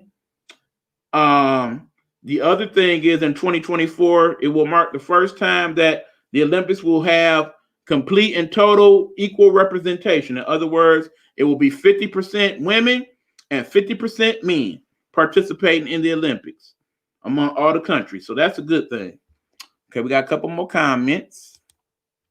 But they was on public streets. That's why nothing could have been done, but it's the law. Some of the laws is messed up, Will. You know that. No, they don't. They don't. I know many elected officials that don't work 24 hours when they go home to their wife and kids. I agree. That's what I'm saying. Exactly. It's wrong for anyone threatening anyone's personal spaces and properties. Agreed. That's what I'm saying. I saw that crazy mess on the news last night. So did I. Was pissed off then, pissed off now. Okay. Another sad news.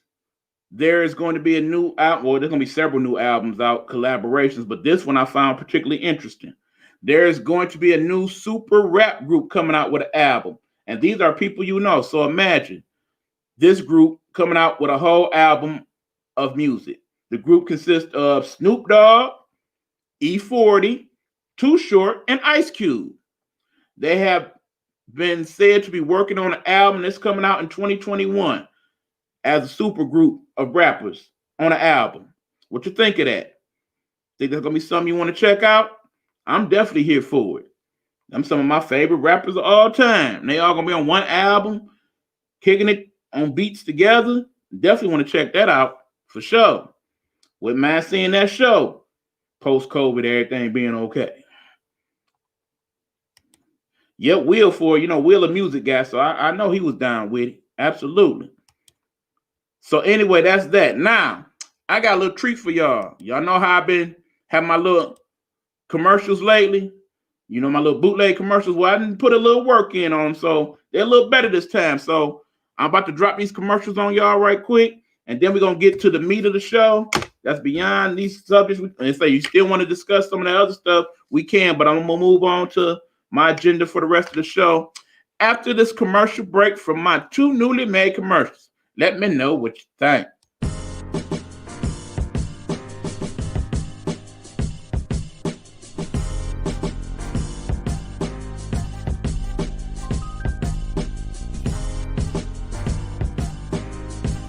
Hi, this is your boy Eric Buckner, and right now you're looking at my show, Get Off My Lawn Live, here on Facebook Live and YouTube Live. Tune in each Tuesday as we talk trending topics, what's going on in my world, and the things that I feel we all need to talk about and have discussions about as people.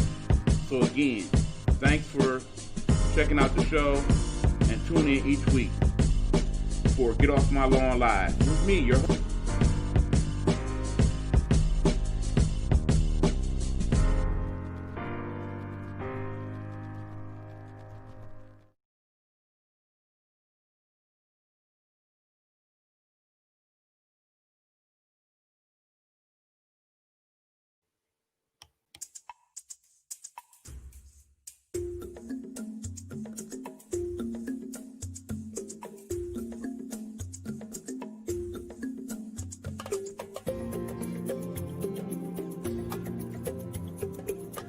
This is the Nighthawk Network. Our voices for our people. Nighthawk Network.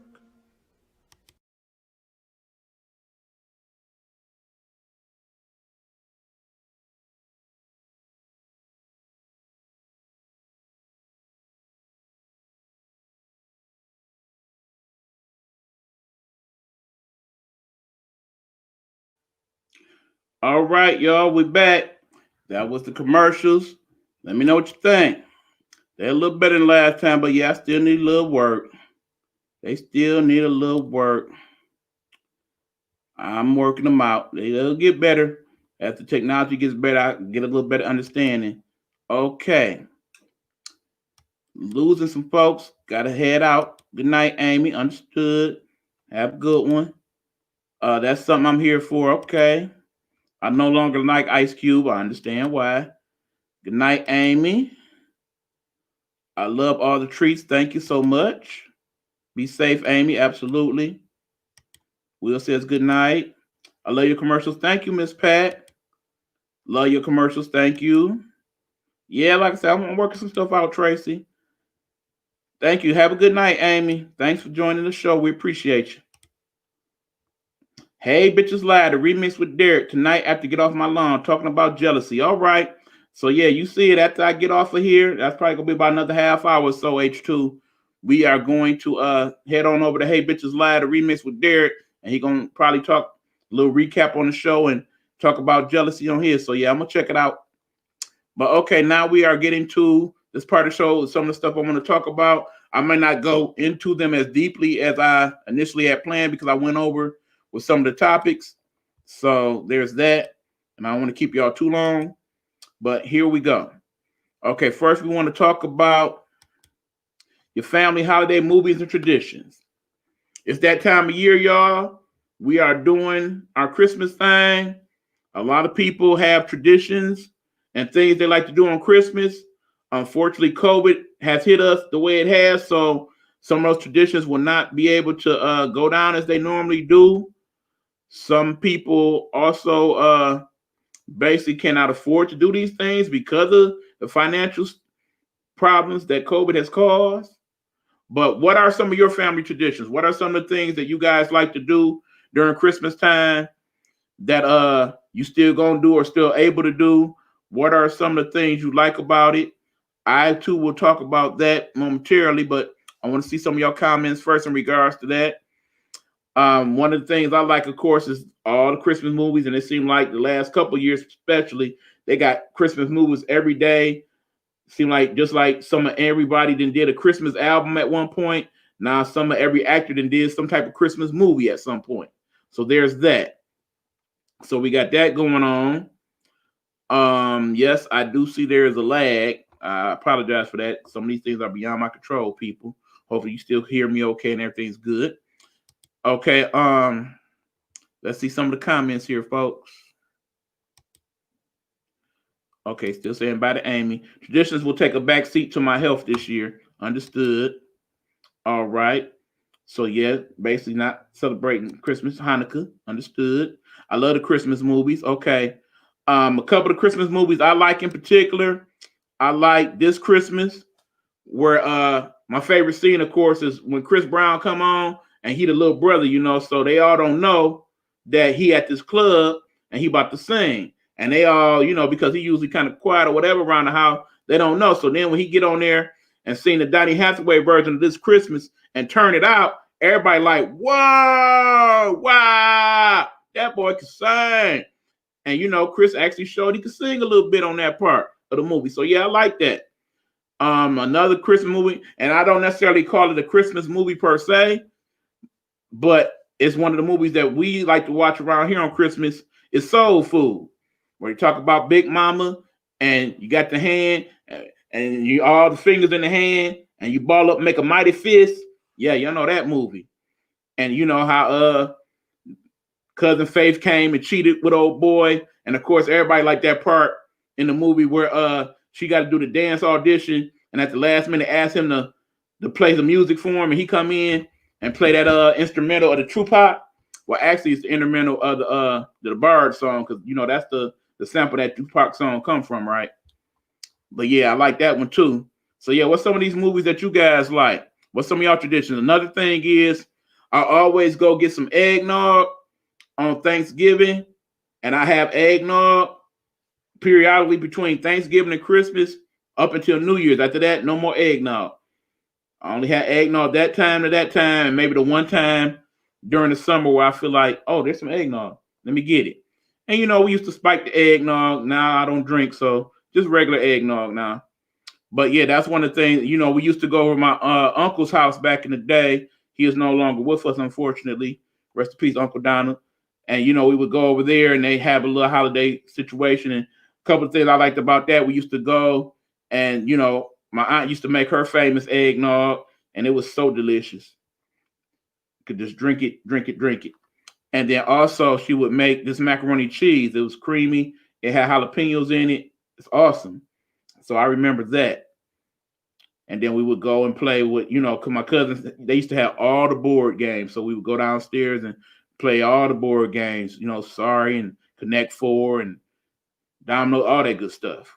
So yeah, those are the good memories of Christmas that I had, and some of the traditions. A little different for me now. Okay, Santa Claus is coming to town, Christmas Carol. Yeah, and of course everybody likes the Christmas cartoons. There's the standards, Frosty the Snowman, Charlie Brown Christmas, Rudolph the Red-Nosed Reindeer, Santa Claus coming to town.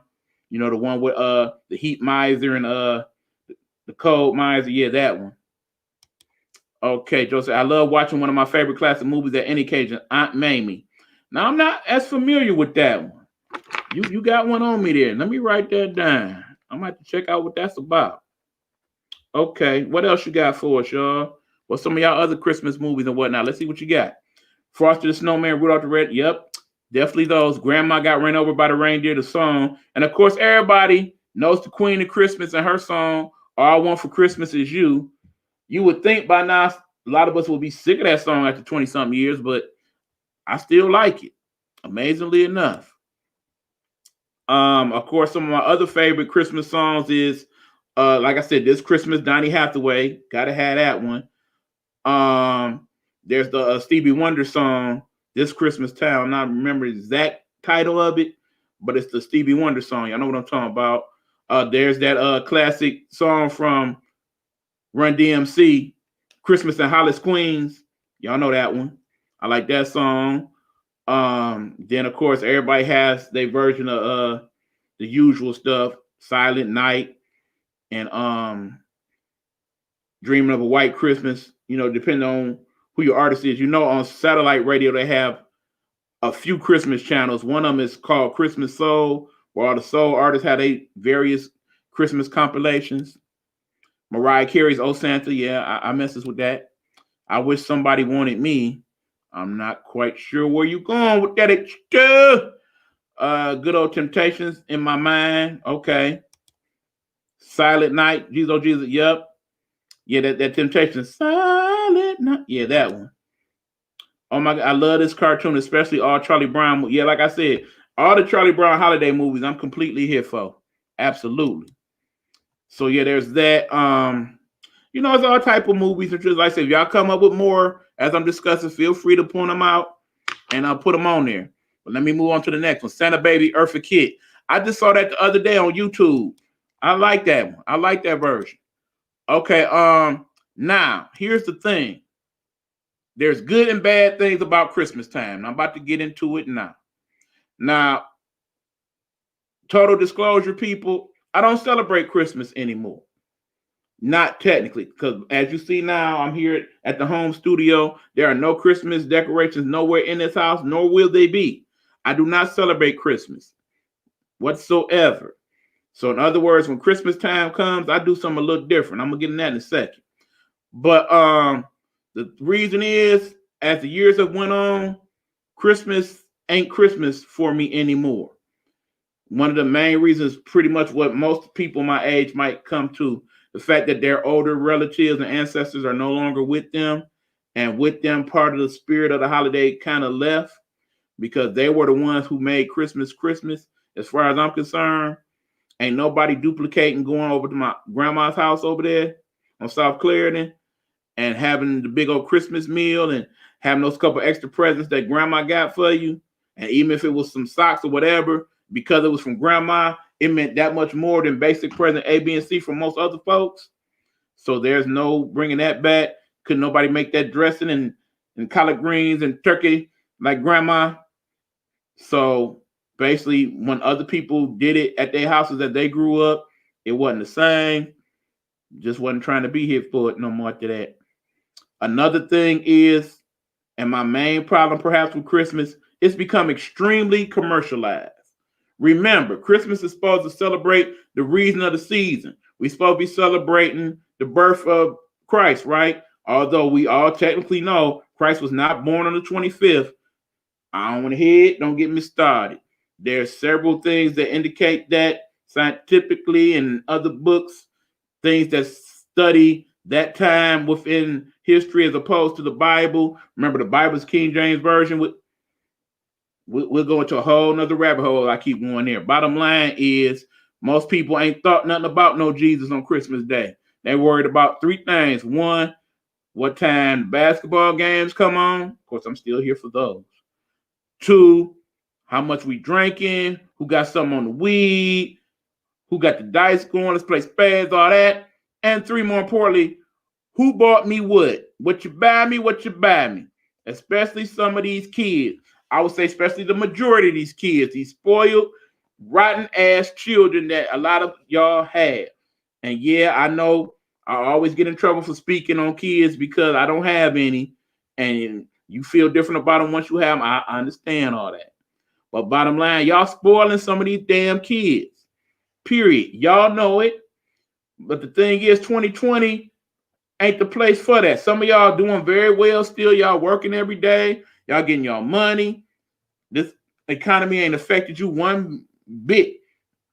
Everything is cool. If you can afford Christmas on that level and you don't bankrupt yourself and everything is cool after that, you're not thousands of dollars in debt from Christmas, and it makes you feel good to give your children everything they want and all that.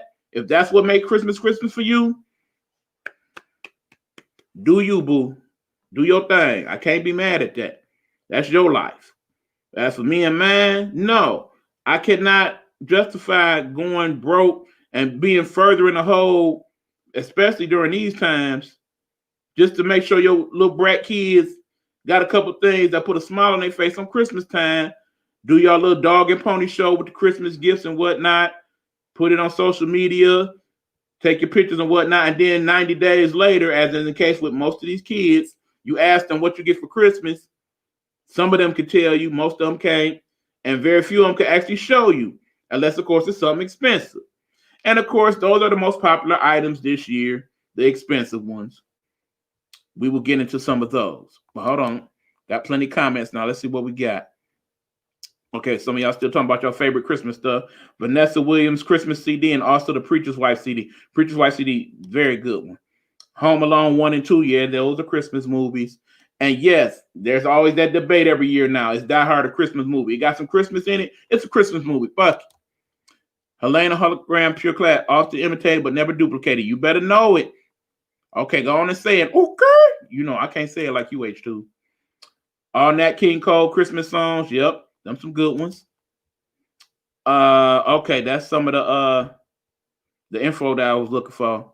I will look into that, Will. Thanks.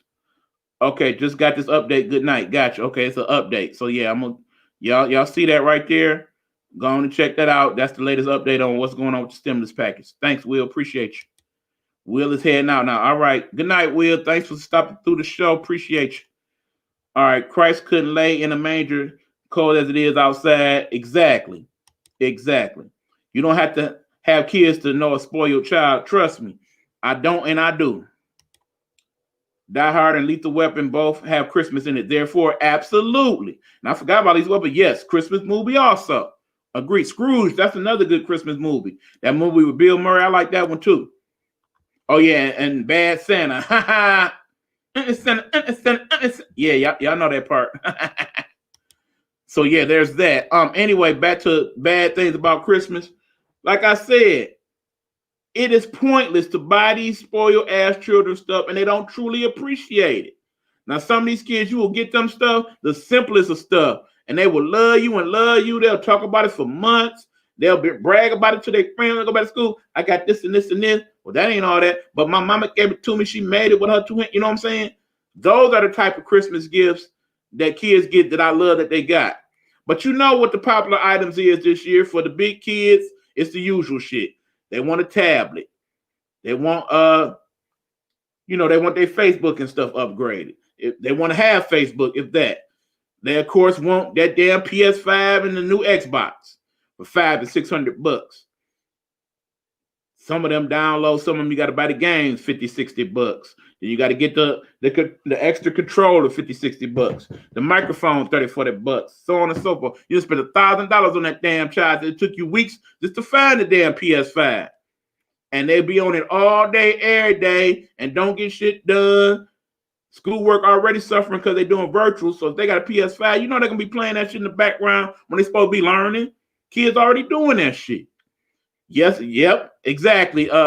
Miss Pat, the iPhone, you know they always want the new iPhone or whatever the new phone is. They're gonna want that. That's $900,000, $1,200. You know, they got that fold-up phone, the Samsung one that fold up like a little flip phone. That one about $1,200, $1,400. And in the end, what they doing to deserve these things? Remember, people need to start looking at the gifts like this. One, if you got a good child, you're supposed to appreciate their ass every day. Reward them every day if you can. They doing their job for a good job performance. This is your bonus. Your bonus is your Christmas gift. Just like when we at work, we did good work this year. We made profit or not. Here's your Christmas bonus. That's part of how I look at this present thing. If your child has done things worthy of PS5, iPhone, absolutely get it. If you know they're going to fully appreciate it and use it beneficially and whatnot, I can't be mad at that. But most of these kids, all they saying is, I want that. And you know, the reason most of these kids want shit is because the other kids want it and get it. And you don't want them to have a little boo-boo face and be all talking about, well, so-and-so got one, I ain't get one. Guess you don't love me. You can buy that old stupid mess if you want to. Not here. And don't know how to react and write. Exactly. It's a damn shame. Some of these kids could play the hell out of PlayStation 5. Don't even know what half this shit is on the screen. All they do is recognize the pictures. Know that if you push A, B, B a certain time, that happened. Don't know nothing about no damn instructions, how to read them, what they say, none of that. Can turn it on and whatnot. Don't even know the button say power. I know 3 and 4 year olds could work a damn PlayStation better than us adults. It's a damn shame. Who knows, darlings? Playing the lottery can be the moment of life changer. Absolutely. This is true. And like I said, if you win the lottery and you got loot like that and could buy everybody Christmas gifts and new cars and whatnot, I ain't mad at you. Because you can't take it with you. Hold on, y'all. All right. Stop bullying your children. No, stop buying your children things because Johnny got one. Absolutely. Damn Johnny. Because in the end, you don't know what's going on in Johnny's household. That PlayStation 5 might be payment for being quiet for some other shit. I'm just saying, it could be. Some feel entitled to presents, but act a fool. Oh, exactly. Act a complete and utter fool all year long. Don't deserve nothing. Barely deserve to get fed and clothed, let alone get nothing extra. It's certain people that I know. I'm not going to put them out there, but they talking about, well, I need to get more presents because I got to get at least one more present than I get last year and be acting up all day, every day. Don't want to do nothing. Don't want to do the school, none of that. And don't even have to go nowhere. Don't even want to get up, wash their butt, none of that. And you expect them to be looked out for? Fool, please.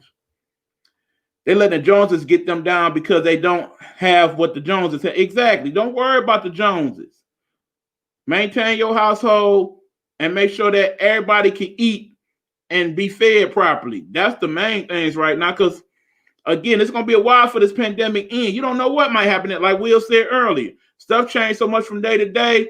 They may have to truly close everything down. It might get so bad to the point where, okay, we just got to close everything down. Now, it's too many people popping up there. The hospitals actually is overcrowded. We got to put tents out here next door to the hospital because we ain't got no place to put nobody else. When it get that bad, you're going to have to shut shit down. At that point, what else could you do? It's only so many hospitals and doctors and stuff to go around. So if that happens and you just spend all this extra money on Christmas, now you behind, ain't got no extra money. Now what? People need to teach their kids about the financial industry at a young age. I'm glad you bring that. Okay, Miss Pat needs a favor, okay? The show is going to be late next week because I'm helping Miss Pat with a project she needs me to help her with, and I'm going to be my friend's friend and do that. Miss Pat, please put the information that we need to have people know on the screen for us so I can share it with them in regards to your project and what we need help with so we can help Miss Pat. Hopefully, if you guys can help Miss Pat and her endeavor, we would appreciate it. She's going to put the information on the screen. I'll put it up so we can discuss. But yeah, the show will not start till 9:30 next week on Tuesday because I will be helping Miss Pat with her project, and hopefully a few of you can as well. So when Miss Pat put that information up, we will put it up and we'll discuss that.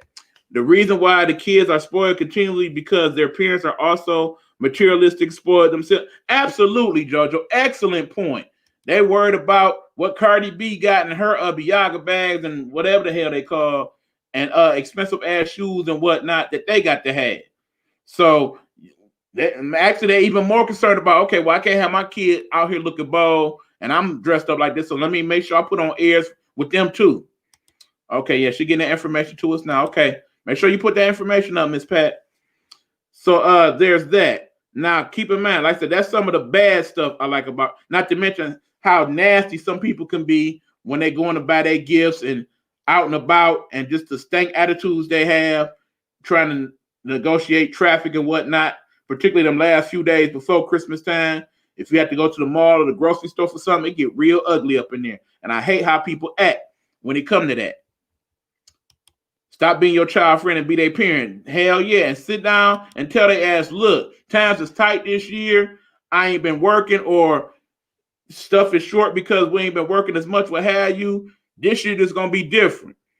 We're not getting no Christmas. Or I'm going to be like, okay, look, when money come through, y'all see this little government stuff. Let me explain to you about stimulus bills and whatnot. So when they send that little check for $500 for each one of y'all and $1,200, then we're gonna go to the store and do it big then. But right now ain't gonna be no damn Christmas. And if y'all don't act right, ain't gonna be no Christmas then either. Have them type of discussions with your peoples, okay? So there's that. Again, like I said, Christmas brings out some of the ugly in people. But now to get to some of the good, Christmas also brings out some of the very best in people. There are people who basically wait till this time of year to do some ridiculous acts of kindness that I love. Every year, there's probably those 5 or 6 stories that come on the news that inspire me to do things. Unfortunately, this year, I'm not going to have the financial capabilities to do some of the stuff that I used to do in secret. I will reveal some of them now. One, usually every year, I try to seek out somebody in my circle that could use a little extra help, and I send them some type of financial blessing unbeknownst to them. So yeah, I done told on myself with one of y'all, if y'all still on here. If I see your, I don't see your name at the moment, but if you're still on here, yeah, it was me. I did it. I lied about it, but I did it. I wanted to bless you. I could at that point, and I did. So yeah, I do that. There's always those stories I love about how people who have stuff in the layaway, they go to the store and come to discover their layaway was completely paid for by a total stranger.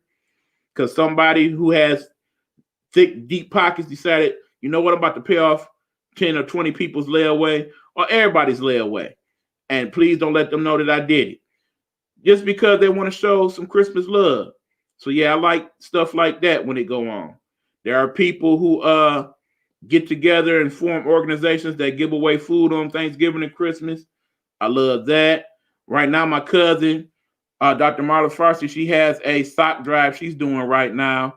That is the information right quick if you want to donate. She has another week or so, I believe, to go before she cuts it off. I believe 16th or the 18th. If she's on right now, please feel free. Or if you check it out later, cousin, put when the end date is. But she's already collected over 1,000 pairs of socks to give to the needy in the Maryland area and the homeless. So shout out to her. And if you have a few dollars you can donate, there is right here. We have the Cash App. We have her Zelle account and her PayPal account. And you also can hear her Marla Facey Facebook page for more information as well. I believe she also has a GoFundMe page on there, so you can look into that. Okay, let's see what we got here. Helena will be doing a Christmas concert. Excellent. Helena's been doing these concerts with some of her favorite songs and, you know, praise and glory and all that. Please feel free to check them out. You will be inspired and entertained and all that. I like both of them that she's done so far. Keep them on up. Love it. If the government gives us a stimulus package, we will all have a Merry Christmas. Indeed, indeed. I know I will. I lost the signal down in the garage while I was on around, but I'm back. Okay. So yeah, that would be Leah. Hey, Leah, glad you're back. We talking about good and bad about Christmas. I'm talking now about some of the good things about Christmas. So yeah, there's that. Also, I like how certain people go out of their way to let people know that, yeah, you are not alone during Christmas. They reach out to people. They stress things about not being alone. You know, there are the hotlines such as the suicide hotline and things of that nature. They usually put out the APB. Okay, people get lonely at Christmas. Make sure you check on your loved ones. So there's people like myself that go out our way to check on people. So yeah, if I've hit you up lately or will hit you up in the near future, just out the blue, just to check on you or just to give you some words of encouragement or comments, that's something I usually do during the holidays. Don't think I got something wrong that I'm about to die, anything like that. That's just how I do. I want y'all to know that you're loved and cared about, and somebody gives a damn about you. Because sometimes that'd be that one thing a person need to hear to make their day, their week, that keep them going, particularly during this time of year, during a year like 2020.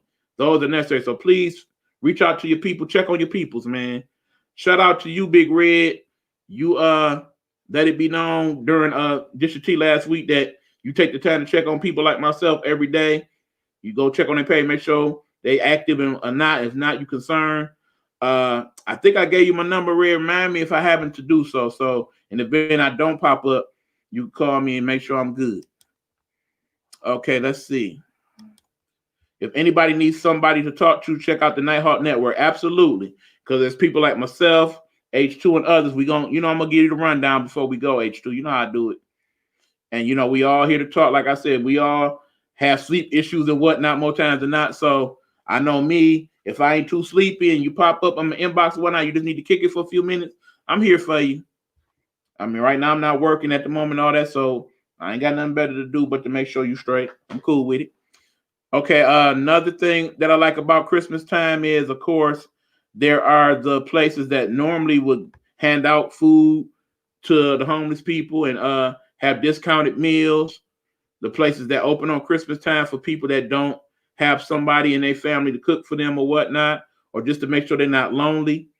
Those things I like about Christmas. I'm glad that they exist. They're not going to exist to the extent they normally would this year, unfortunately.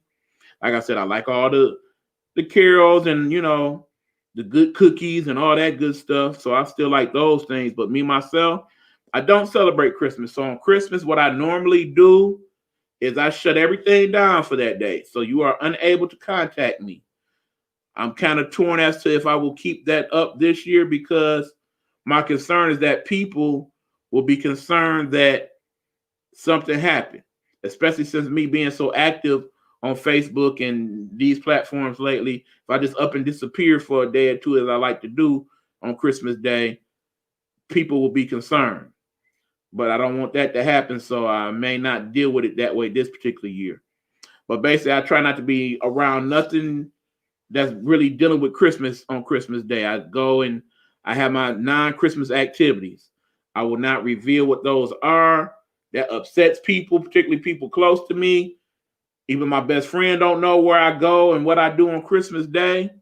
They hate it. But this year you probably got me, because I'm not going nowhere. Not during all this mess. But things go back to normal, I will keep up that tradition of just doing me on Christmas. It works for me, and I've had some good adventures on Christmas Day that was not Christmas related at all. So I myself, until a time in which I need to start celebrating Christmas for basically the sake of whoever I'm with or their family members, I will make that sacrifice at that point. But until then, Christmas be damned, by humbug, I ain't fucking with it.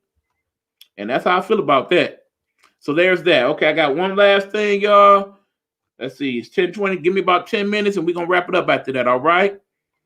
My last thing I need to discuss today on the show is the following: the importance of asking the right questions. Now, Mr. Buckner, what do you mean by that? Well, let me break it down. Here's the thing. A lot of people, well, no, let me go back even further still. Basically, this goes back to an exercise that I learned as a college student at Eastern Michigan University. As you know, I studied journalism at Eastern. That was my initial major.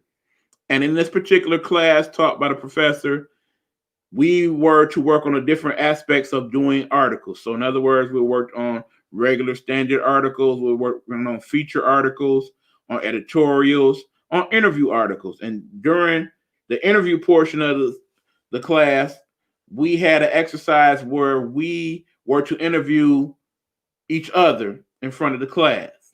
But the thing is, we were trying to work toward a person revealing intimate details about a particular subject or themselves. And in order to get them to do that, we were prompted to ask them questions that would get that response. In other words, we were to ask them questions that would not just give you a standard yes or no answer. They would have to give you a detailed explanation and be very specific as to what they told you. Now, what we're supposed to learn from that is, in doing that, that's how you get the best out of an interview so that you get the best possible info. But I myself have learned to carry that lesson into life right now, because I feel like we can avoid a lot of things. We can actually learn a lot of things if we ask the right questions. Keep in mind, we are now under administration of a clown, tyrannical racist son of a bitch. And remember, he did not win the popular vote, but he won the electoral college. A lot of people didn't have a full understanding of electoral college back then. But I go back to when the debates were being had, particularly even before the Democrat-Republican debate. I'm talking about when the Republicans were debating. And people got to being asked questions as to what would you do about this, this, and this. Of course, you're not going to ask him what if something like COVID-19 came up. You really didn't have no thought process on something like that. But if you could have asked Fool Trump back then, how would you deal with a crisis and what have you? What would happen if you got elected and this happened? If we would have asked the right questions then, we wouldn't find ourselves where we are now, dealing with this foolishness. For one, I'm going to give you a few more examples of answering the right questions. Okay, back to Miss Pat. Now, this is the information Miss Pat needs you guys to have to help her out. Have you ever thought of being financially independent? Join us to learn great concepts, Money and Business webinar, Tuesday, December 15th at 7:30 p.m. on Zoom. That is the login information there, and those are all the codes. So what you're going to do is you're going to go to Zoom, put in all these codes. That's going to take you to the webinar, and they're going to teach you about money and business. And then they will give you information in regards to all that. So if you guys have a few minutes Tuesday before the show, and you could join Miss Pat and myself to do this webinar, we ask that you do that. I ask on behalf of Miss Pat, because that will help her in regards to her getting her accreditation. So if you can, please join the Zoom meeting. I'm sure she would like for you to stay for the whole thing. But if you can't, I'm sure if you check in for a few minutes at least, that will help out. Let me know if that's the case, Miss Pat. I said I'm gonna try to hang for the whole thing. But of course, if it runs into when the show's supposed to have, if you even know how long it's gonna last, that would be helpful too, Miss Pat. But like I said, the show's gonna be 9:30 next week because I'm doing the webinar with Miss Pat, so we can help her out. She always supports our show and all the other shows in the Nighthawk Network, so I will take the time to support her as well. Because in order to be a good friend, you also need to know how to be a good friend. And being a good friend means you're a good friend to the person that's a good friend to you. So that's why I'm doing that for Miss Pat, and hopefully some of you also will be able to do that with her as well. Miss Pat also says he keeps talking about cheating because he cheated to win the election. Talking about fool, of course. He wasn't even thinking about people dying from the coronavirus. He was only thinking about him winning the election and getting that extra $400 million that he probably need, among other things. Again, you didn't say that, Miss Pat. I just added that in. Personal opinion. But anyway, there's that. Okay. Back to this asking the right questions thing, okay?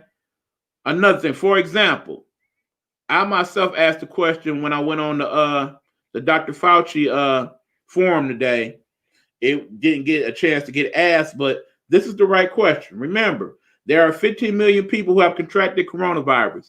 The vast majority of them who have or will recover and not die and what have you. But at that point, they will have antibodies from having fought the virus that are in their body. Now, they are doing studies right now to determine how long those antibodies last and how strong those antibodies are. Now, my question was this. If you have said antibodies in your body right now, is there a need for you to take the vaccine? Because if your body already is naturally armed against the coronavirus at that point to fight it in case you are in contact with it again, would those same antibodies be stronger than the ones that the vaccine will provide? Keeping in mind that the vaccine helps to simulate something that will fight the virus in your body, as opposed to your body, who has already fought it or is fighting it, coming up with its own code itself. So the question is, for the people who have already had the virus, are they going to need to take the vaccine? Should they take the vaccine? Is it necessary? Can they wait even? Should they be tested for the antibodies first, and then based on the findings of that test, then determine whether or not to take the vaccine? Those are questions. And keep in mind, for people like myself that's still kind of on the fence about whether I'm going to take the vaccine or not, if I can get the answers to those questions, that will help me determine whether or not to take it, or whether I even need to take it, for that matter. Again, another important question. Does it matter which of these vaccines that you take in order of how long it will last? Keep in mind, like I said, there are 6 vaccines that the government has paid for, prepaid. One of those vaccines, you only require 1 dosage. That's the Johnson & Johnson one. You only need 1 injection. So you get that one and you're done. Is there a way to where you can wait for that one? Can you, as I say, if it's 5 or 6 available, can you request which one specifically you want based on what you have studied and learned? There's that question. Okay, we got some comments here. Let's see what we got. Joe said, I love it. Eric, truly appreciate for sharing the tea. You're the king of true receipts. Thank you. Appreciate that, JoJo. 7:30, 8:30 p.m. Okay, so yeah, the webinar is going to be an hour. Thanks so much. It's the truth. And Dr. Ben Carson is a neurosurgeon that needs brain surgery. You can get coronavirus twice. Like I said, there have been reports that people have contracted it more than once. That is correct. Not being reported enough, but yeah, and we need to study into that more as well. Because if you get it twice, is it worse the second time? Is it easier the second time? These are things we need to know. Barack Obama knew about COVID-19 in 2014. This is why he assembled a team of doctors and scientists. If Trump did not dismantle Obama's team, we would have less fatalities and casualties. Look up something called Event 201. Some more research for you guys to do. But basically, yeah, there were studies being done during the Obama administration about potential COVID-like outbreaks. That's why he assembled that team of people that were located in China and other countries that were studying these things ahead of time, so that in the event that they happen in said country, they could get a kind of check of it before things got too out of hand. Exactly, JoJo. Yes, ma'am. All right. So yeah, there's that. So yeah, Event 201. I'm gonna write that down. I'm gonna look into it, Israel. Thank you. You know, like I said, I like to do my research. I always like to tell everyone else to do their research as well. So, like I said, in order to get the proper answers, you need to start asking the right questions. So consider what your question is, think it out, and then ask. Me, myself, because I'm getting older, I got pads and papers all over the house. So if I come up with something like, oh, I need to ask this, or you know what I'm saying? Particularly for when I start to have guests on and have interviews and whatnot, I want to make sure I ask the right questions so we all can get the right answers. So that's something I'm constantly working on. I suggest you do the same. Now, we about to call it a night, folks. Before I do, I also have to shout out the people in my Nighthawk Network. My Nighthawk Network people are people who, like myself, are here to educate. They are here to entertain. They are here to have discussions like we've had tonight in regards to things, because in the end, we are all people. We all in this thing together, and we all want to gain understanding and grow as people together. So that's why I have put together the Nighthawk Network. Like I said, some of these shows are well established. Some of these shows are like mine, just starting out. And we got a couple of people that's listening now that's considering doing shows. JoJo, talking about you specifically, do it. Do the show. Matter of fact, episode 1, you want to do a precursor? I say you set up episode 1 to be that thing you talked about when you talked about the AMAs a few weeks ago.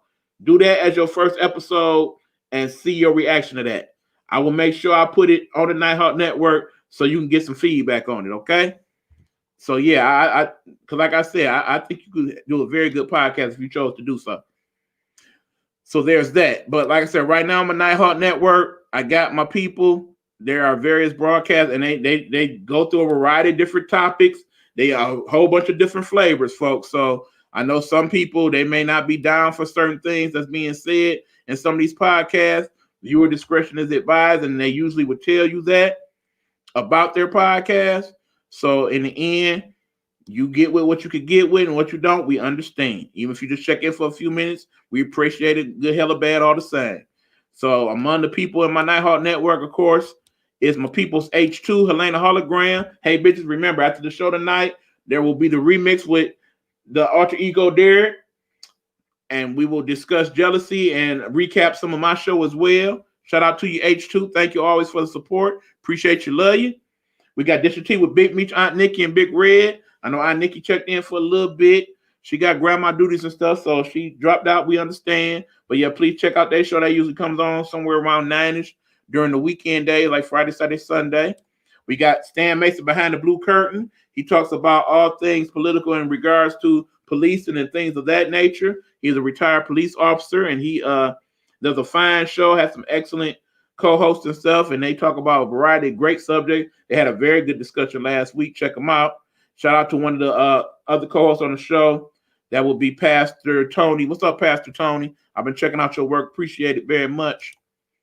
Monumental Moments in God's Word with my cousin, Dr. Marla Facey. She does her show on Thursday night. She discusses Bible and things in regards to certain aspects of the Bible in her podcast. So check her out.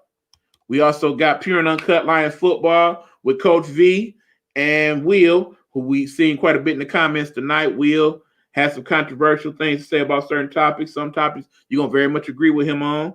So, yeah, check him out. He comes on Sunday at 12 p.m. And we also got For Show Radio with me, Dale Martin, and the Cardinal Dave Beaumont. Hopefully, we'll have Dave on the show next week. We're trying to work out the logistics of that now. Next Wednesday, I'm going to do another sports-related show. And Dave is going to be on there. We're going to talk about sports and sports betting because he is somewhat of expert on that as well. And then, of course, my cousin has her audio podcast. Hold on. What I do? Stand by, people. There we go. Girl Stop with Elena Miller, my cousin, and Letitia Williams Howard. They're on episode 8 right now. I'm going to post that again tomorrow so I can check that out. Please support her podcast as well. So, yeah, we got all my podcast partners on the Nighthawk Network, and please check them out. Support them as you do me. We would strongly appreciate it. Okay, some final words here. I love Get Off My Lawn. You are going to get your own show on television. Thank you. I appreciate that, Pranita. Truly appreciate it. Yeah, JoJo, absolutely. Like I said, do it. You got any questions or want to gain some technical anything like that, hit me up. You got the line. I love Marla's show. Yes, Marla has a good show. I love my cousin's show as well. I really appreciate you, Miss Pat. You've been checking us out big time. That's why we're going to push to help you. I'm going to also have you share that information so I can type it up and put it on the Get Off My Lawn Nighthawk Network page as well. So Tuesday we can get the people you need to get this webinar done. Okay? So I appreciate it. So yeah, all that being said, y'all, ran over the time a little bit. I apologize, but hopefully y'all got some good info. I informed you as much as I could. Again, always don't take everything I say as gospel and God's truth. Do your own research as well. You know, we share information from each other. You see, Amy has some info for me. We'll have some info, and I'm going to check it out later on when I check out the rebroadcast and have some updates for you later on. Like I said, I'm not doing a show Wednesday, so I'm not sure if H2 is going to do one tomorrow. Usually her or Derek will do a show on one of the days when one of our partners is not doing one. So, yeah, it's free and clear here, H2. So if you want to do your show tomorrow, I would definitely tune in, but I'm not not doing one tomorrow. But next week I will do one on Tuesday and Thursday. Remember, Tuesday, next week we're doing 9:30 p.m. And Wednesday we'll probably be doing 9 p.m. So that being said, about to sign off, y'all. Thank you very much for joining the show. This has been Get Off My Lawn Live. I am your host, Eric Buckner. I'm going to finish the show with that commercial one more time. So check it on out, and I will see you guys next time. Until then, be safe, be blessed. As always, people, please wear the mask. Wear it properly, okay? Always full face. Wash hands, social distance, all that stuff. Because I want to be able to see you guys next week in the comments and not in somebody's hospital or laid up somewhere, okay? So stay safe. I'm out.